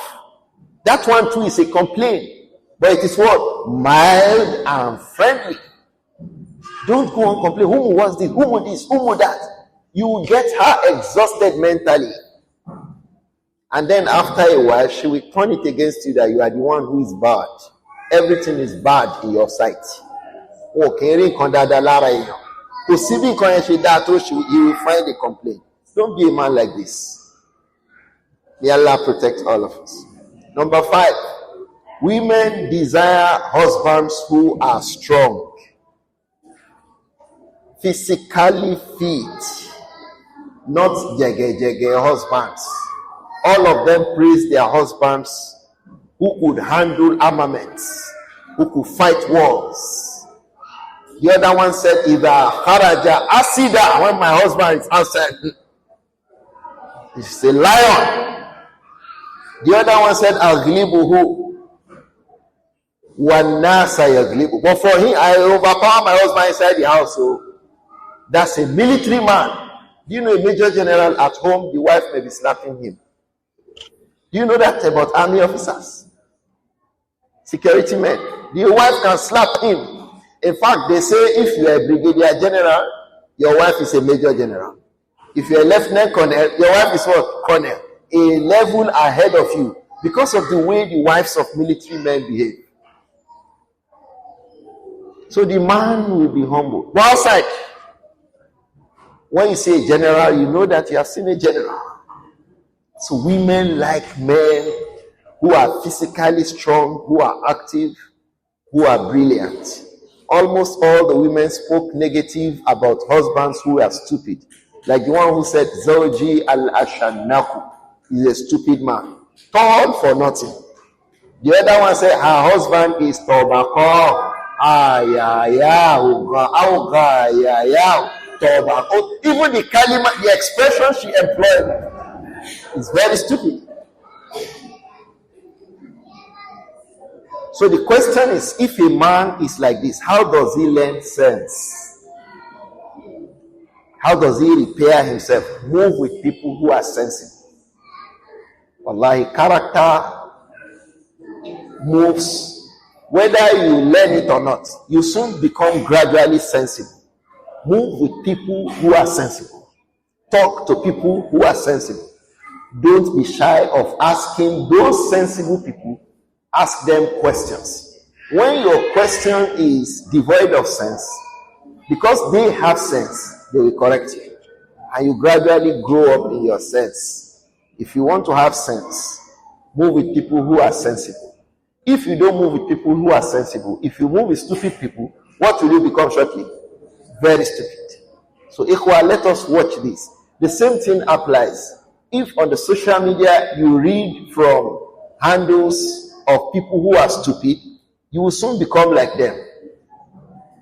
You will soon become like them. If you read from handles of very intelligent people, you will gain from their intelligence.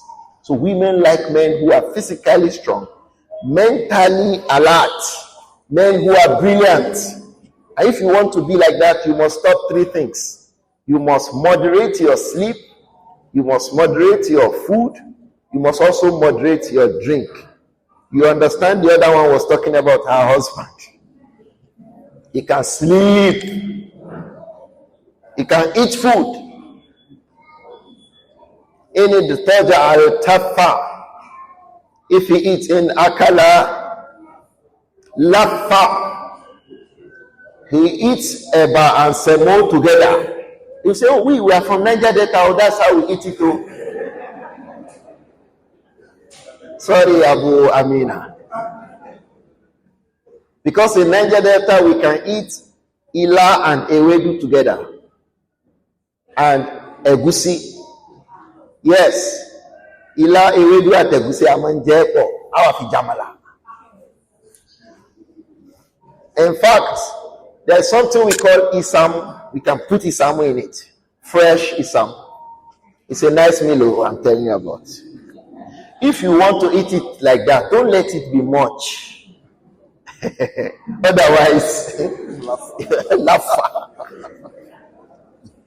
It says, in akala lafa, pariabo.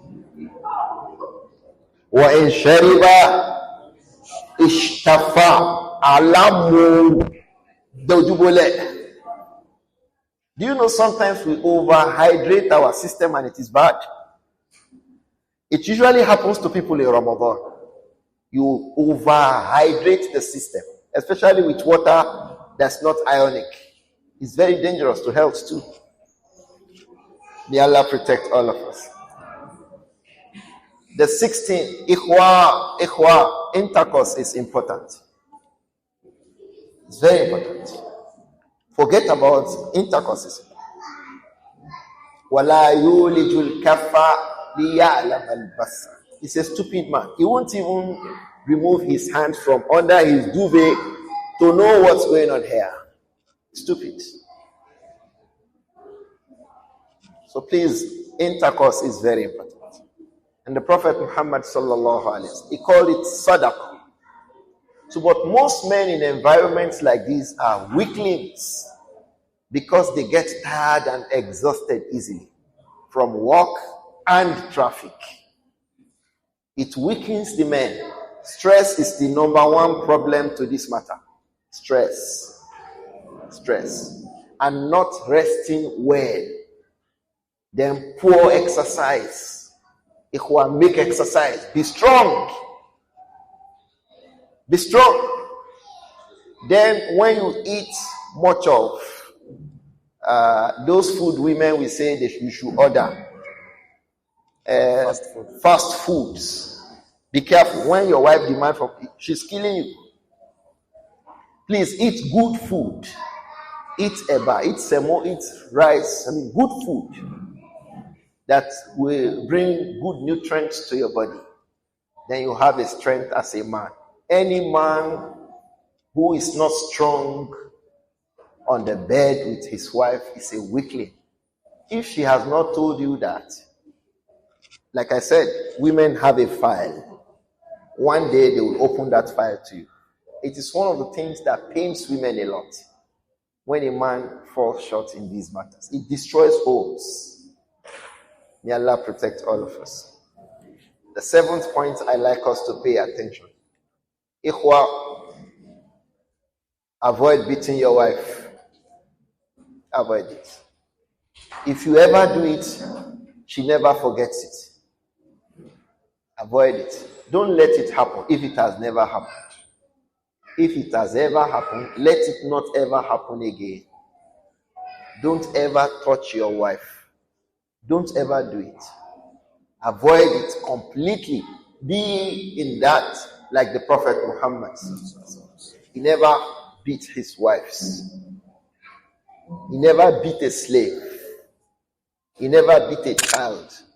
He always correct. Anas told us he never beat something like this. Anger, like that. So, but the most important here is that regarding the women. Avoid ikhwa. Don't let it happen if it has never happened. And those are the men. Those who have not had come down to have to slap or beat a woman. Did you not hear the expressions of that woman? What did she say about her husband? Shajjaki aw fallaki aw jama'a kullan laki. He beat you. She said it with expressions that showed that he was unnecessarily tough on her. 8 women can lie amongst themselves regarding their husbands. Women, be careful. One woman told her, my own husband is spent like this. It might be a lie. How do we pick that from this report? That was why they had to agree from beginning. Hey, let's agree. Nobody will tell a lie here. Why? Because the common thing about women when they talk about their husbands in their own gatherings is that they do what? They tell a lie. They exaggerate good things. They also exaggerate negatives. When they talk about when the woman hates the man, she exaggerates his faults. When she likes him, she exaggerates his good sides. So usually the gatherings of women discussing these kinds of matters, we should understand that lies come from there. Women, please take note. The 10th one, that a woman has not spoken to tell you your faults, it does not mean that she has nothing to say. Your wife has not told you one day how bad you are, your faults. It does not mean she does not have something to say. These women might not have spoken about these issues in their life until that day they gathered to tell themselves what was happening. They might not have done it. It might never have happened. So that your wife has not told you or you have not heard about yourself, it does not mean that she does not have something to say. The 11th point, Jāhiliyyah, and there are a lot of points of benefit in this hadith, is that women can get into a marriage and find what they did not expect. All these women, we asked, the one who got a husband beating her, the one who got a husband behaving like this, the one who got a tall, stupid husband. Many times, they just got into marriage and find, this is where I am. So, young women, before you get into marriage, look very well. Get your parents involved before you say yes to a man. Get your ustaz involved. If your daddy is not a very learned person, get your teachers in the madrasa, get them involved. Not after you have said yes. You'll be telling ustaz, I brought my fiancé to you. Don't do that. Tell the man, I have someone who will talk to you. If he talks to you and finds you okay, recommends you, I will agree. Otherwise, I will reject. If the man is meeting your daddy and your ustaz, how will he feel? But if it is after you already started to send him red hearts like this, and then you tell him to come and meet ustaz, you'll be looking at ustaz or your daddy as someone who wants to spoil his show. She already loves me, daddy. It comes with a sense of arrogance. Please don't make that mistake. You might not be sensible or experienced enough to see the red flag. Your father will see it, your ustaz will see it. They will advise you appropriately. Because many people got into marriage like these women, and everybody found what they found. The next thing I will advise young women is dua. Beg Allah for His tawfiq, that may you be guided in your choice so that you have a good choice of a husband. Many times women come, get into marriage at the middle of the Atlantic. They don't know where to go to. They never saw it coming. That was the case of all of these women. All of them.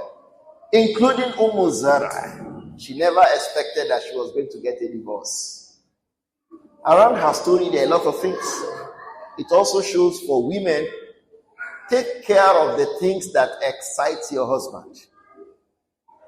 If it is food, take care of it.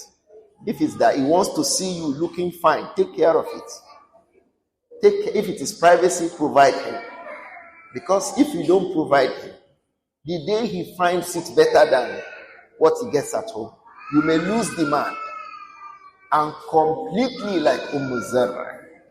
So pay attention to your husband and beg Allah to sustain his favors upon you. May Allah protect all of us, sustain his favors on all of us.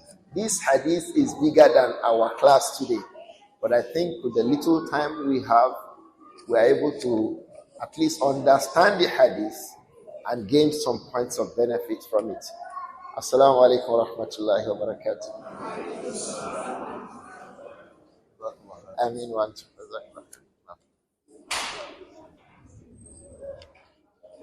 Okay. Alhamdulillah.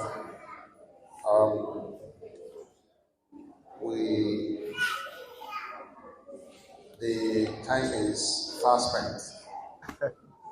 If you're familiar with that,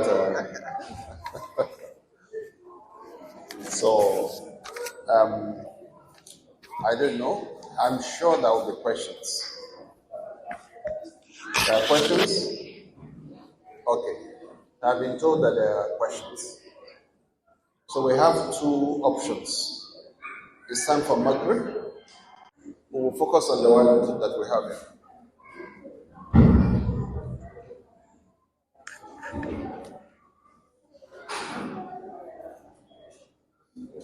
Assalamu alaikum wa rahmatullahi wa barakatuh.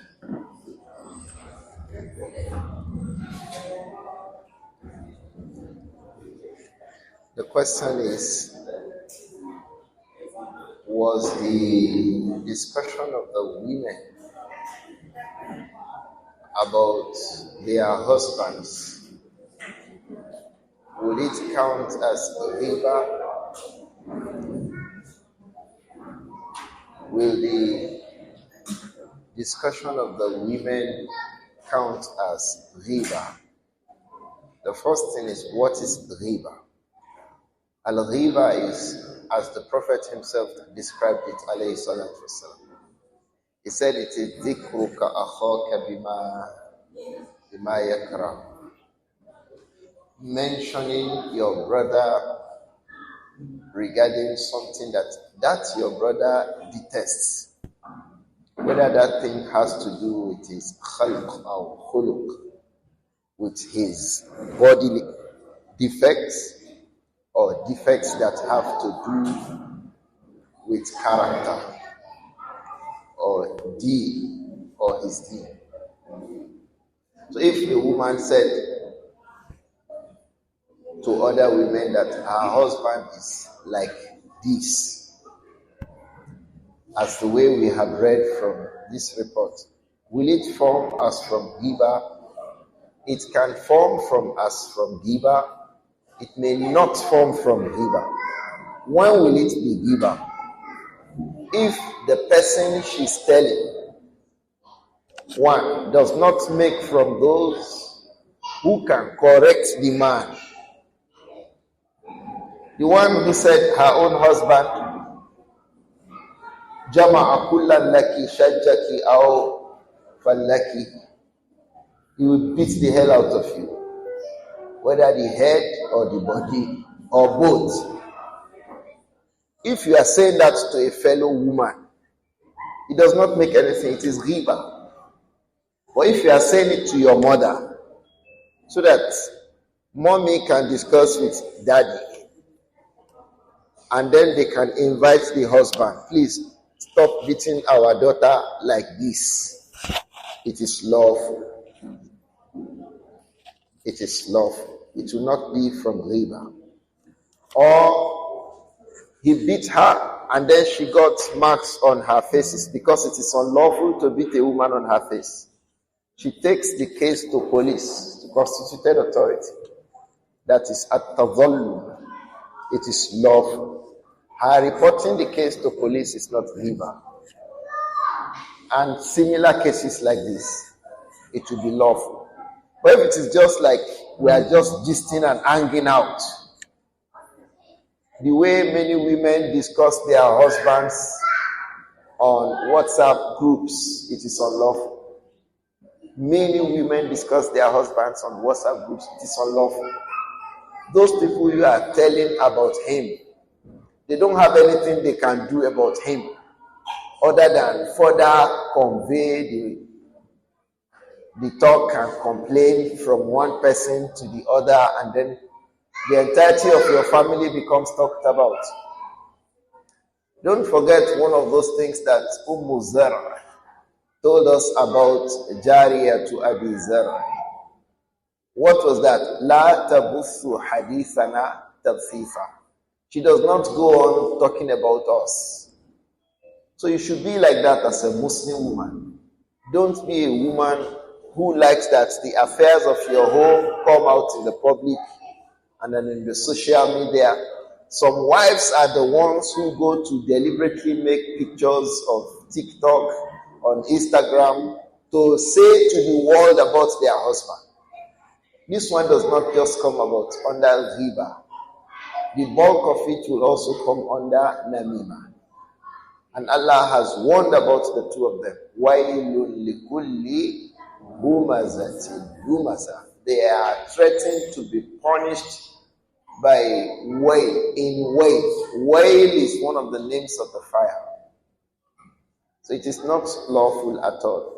When the people of the fire were described, one of what with which they were described, Allah said, Hammazin Masha'im Binami. Hammaz, backbiters, Masha'im Binami. Many of the women will come here. They carry bad news about from one house to the other. So don't be like this. So it can be namima, it may not be namima. A question around that is, can women now gather today and start talking about their husband? It will come under riba.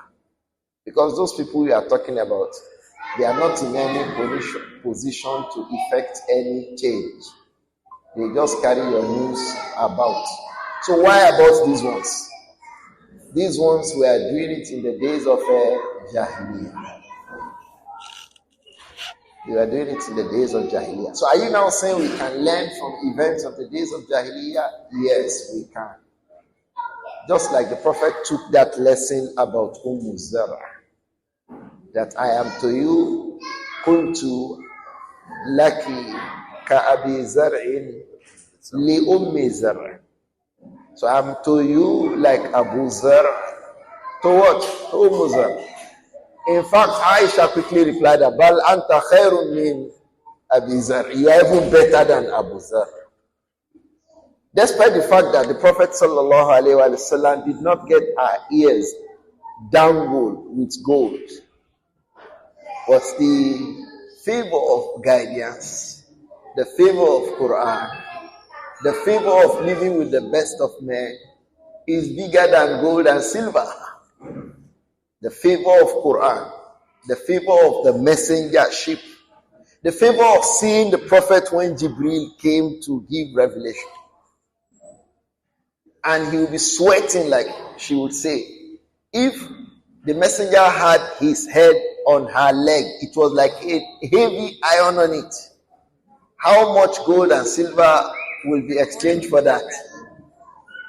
So and that was why Allah mentioned it to them in the Quran. وَاذْكُرْنَ مَا يُتْلَى فِي بُيُوتِكُنَّ مِنْ آيَاتِ اللَّهِ وَالْحِكْمَةِ. The fact that the verses of the Quran and the Sunnah were taught in your home is a favor to you. Abu Zar'i cannot give Zar'i that one. So that was why she said, Bal anta khairun min Abi Zar'i. Despite the material benefits that Zar'i enjoyed in the house of Abu Zar'i. One of the brothers mentioned that I mentioned number 9, but I did not mention the lesson in it. The number 9 point is that women, as women, do not ordinarily like divorce. Women don't like divorce. Women don't like divorce. They manage divorce just in darura.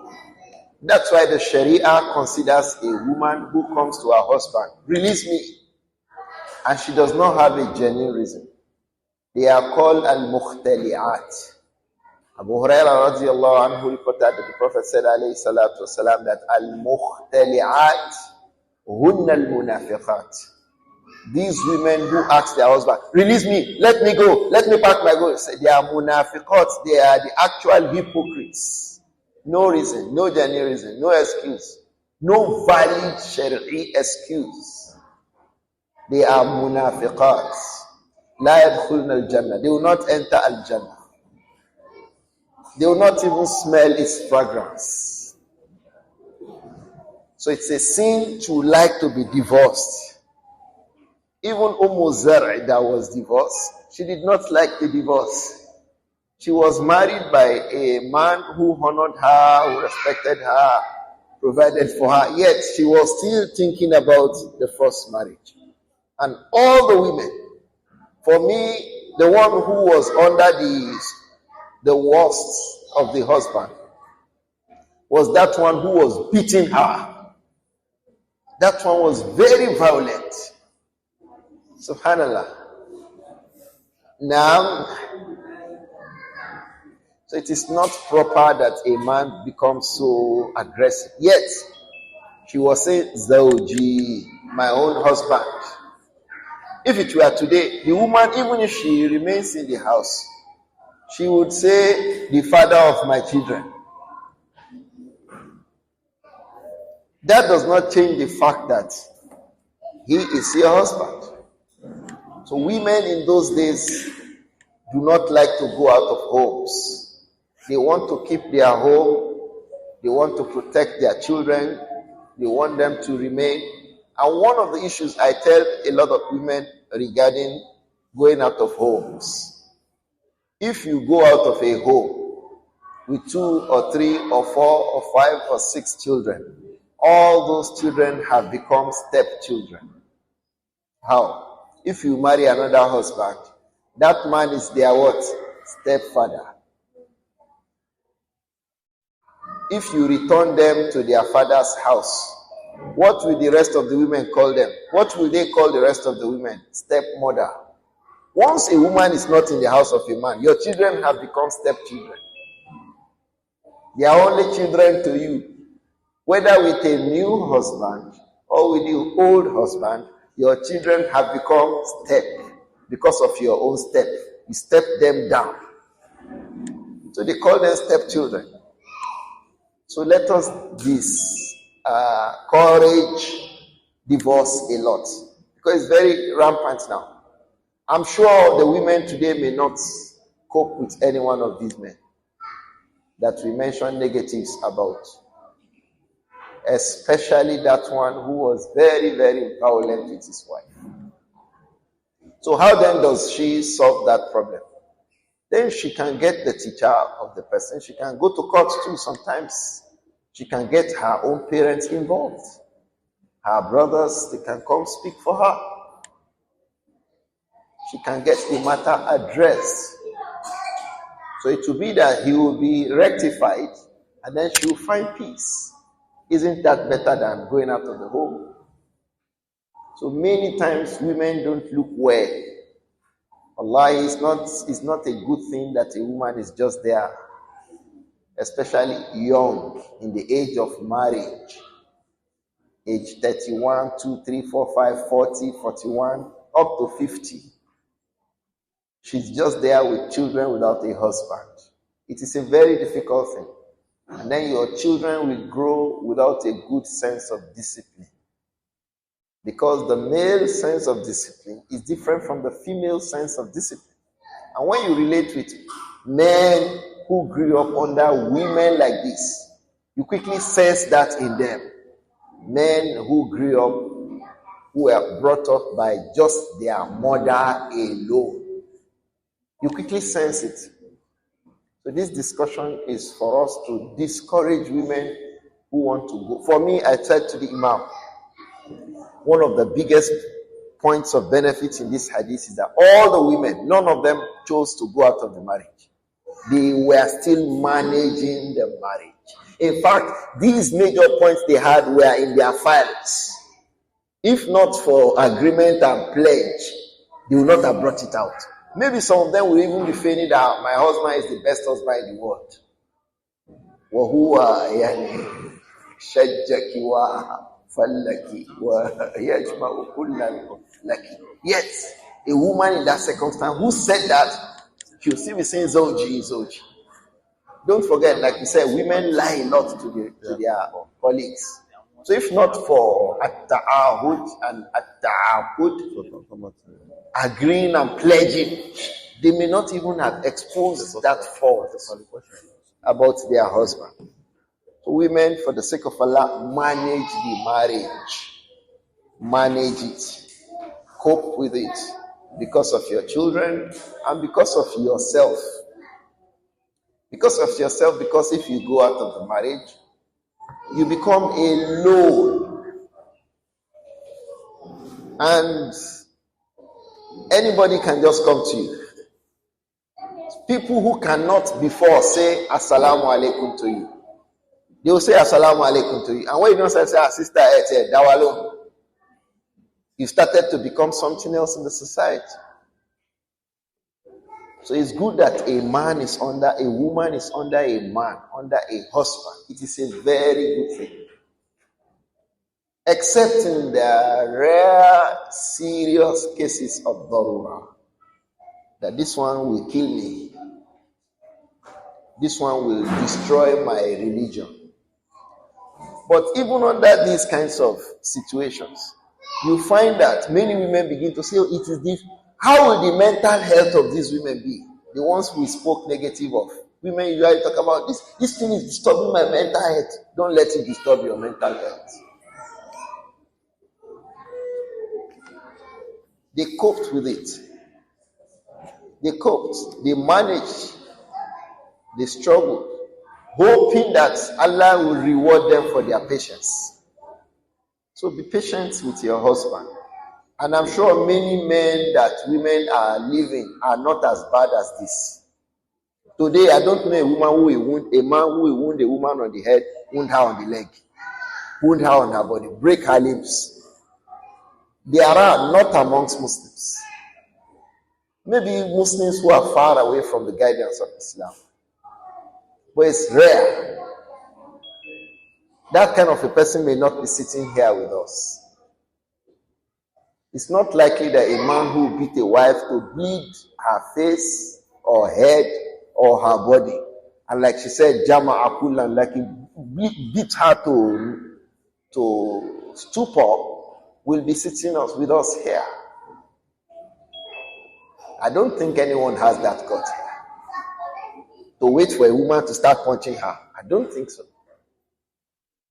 Yet these women were patient. So the same thing, men who don't have much, not every man can be Abu Zar. In terms of the wealth that Abu Zar had, and Malik, that their wives did not even know how to describe their husbands. You see how material things turn the women into. They got excited, far from able to describe the proper condition of their husbands. Why? They were lavishing on them. For me, I think that those women were very good people too. Because sometimes when the man lavishes on his wife, she becomes ungrateful. In my thinking today, many women are ungrateful. I think Zara herself, she's a very grateful woman. She continues to remember the good things the man did, despite the divorce she got from that marriage. So I think, and Allah knows best, there are a lot of benefits, like we said, from these ahadith. And like we ended with, a woman wouldn't know what the man will be until you get into the marriage. You can see red flags that you may ignore.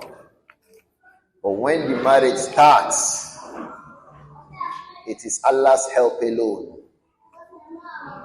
So for the sake of Allah, dua is very important. فَعَلَيْكُمْ عِبَادَ اللَّهِ بِالدُّعَى. So servants of Allah, make dua a lot.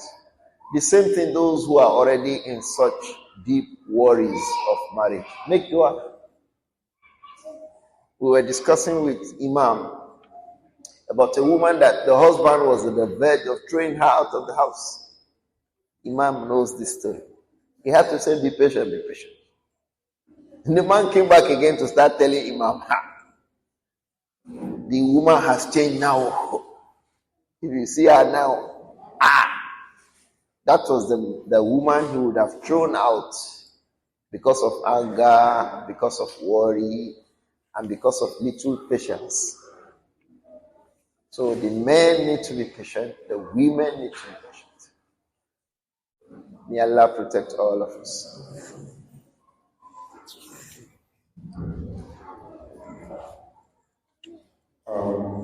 We have a question here. Okay. There's a question. But before the question, please, if you're the owner of a white Toyota Matrix 5619 GLA, somebody wants to leave and you are blocking the person. So white Toyota Matrix 5619 GLA, please try to assist to move the car away. There's a question here, and I believe it's the only question that we have now. So inshallah, after this question, we will end the class.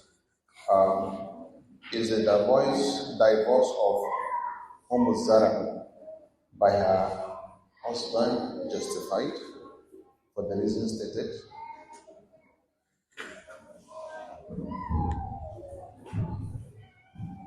Firstly, don't forget that these women were the women of the days of Jāhiliyyah. That was why even what they did was ghibah. But for us, it's not ghibah. Why? We don't know them. We don't know the men that were involved. If the men are known, it's not lawful for women to do that. Sit down, start talking about their husbands one after the other. No, it's not lawful. To people who don't have any hand in rectifying the situation, it's not lawful. So, but as for his leaving the wife, Abu Zar's divorcing the wife, it appears from the report that he saw the other woman, became enticed, approached her, married her. At the time he married the other woman, Zar was still in that house. She was in that house until the woman came. It was not as if he divorced her and then married. No. Zar was still in that house until the other woman came. Now, when the other woman came, the other woman was a wife, Zar was a wife. It does not necessarily mean that he divorced Zar to be able to marry the other woman. Even though that is what, if you look at it, you will think. But it is not necessarily so. The woman was in the house, Zar was in the house. So there might have been a problem between Abu Zar'i and Zar'i that led to the divorce. The divorce was not necessarily because the man wanted to marry Abu Zar. I hope that this is clear. The divorce was not necessarily because, he saw one wife, wanted to throw me out. No. They have their own problems. Zar, Abu Zar, they had their own problems. But it was after Abu Zar married the other woman that divorce occurred between Abu Zar'i and Zar. It was not just, he saw one fine woman, and then he divorced her. No, it was not like that. Also, there's a misconception wide about this case, that it was as if Abu Zar was actually looking nakedly at that woman. No. That was why I read that riwayah, that it happened tahta dir'iha, under her dir'. The dir' is the khimar. They were playing tahta dir'iha. But she will say, mashallah, this. He got enticed with that. And that's why some of the scholars say that He was rather enticed by the way the children are playing more than that the physical look of the woman. The play of the children under her rida, under her jilbab, under her hijab enticed him more. Why? Did you hear Zar talking about her own children? You didn't hear about that. So she likely did not have a child for him. So, and men with such profuse wealth will want to have a child from their wives. I'm not saying that was the reason he divorced Zar. I'm just trying to say that from the misconceptions in the stories people have is that they thought that Abu Zar saw the woman exposed like that. No, he did not see her exposed. The other issue Al-Hafiz ibn Hajar corrected in terms of the impressions about what happened between Abu Zar and Zar was that what was the woman doing where Abu Zar saw her? The ulama say she was the awtab, the milk sack. It was a period when animals were milked. Maybe she was working as one of those who milk animals. She got exhausted. She was resting and breastfeeding her children. That was when Abu Zar saw. She was not just one woman on the street. She was working, taking care of the animals, milking them, and it happened that she went to take a rest somewhere. Abu Zar was passing by, and then he saw her, interested in how the children were playing from under the jilbab. She was breastfeeding the two of them. I hope that so it's not he just saw her, he was interested in her, he threw me away so that he can get another wife. That is what a quick read without paying attention will portray. But looking at the various reports, you see that no, matter was beyond that. That he married the woman because of the children is closer than that he just married her because he saw her inappropriately. She was not covered. I hope that it is clear, inshallah. I mean, one, two. Okay, I think that those questions are sufficient for discussion. We beg Allah subhanahu wa ta'ala to accept it for the Shaykh and as well as for all of us as well for spending the time to sit for this duration to increase our knowledge. We beg Allah subhanahu wa ta'ala to reward every one of us.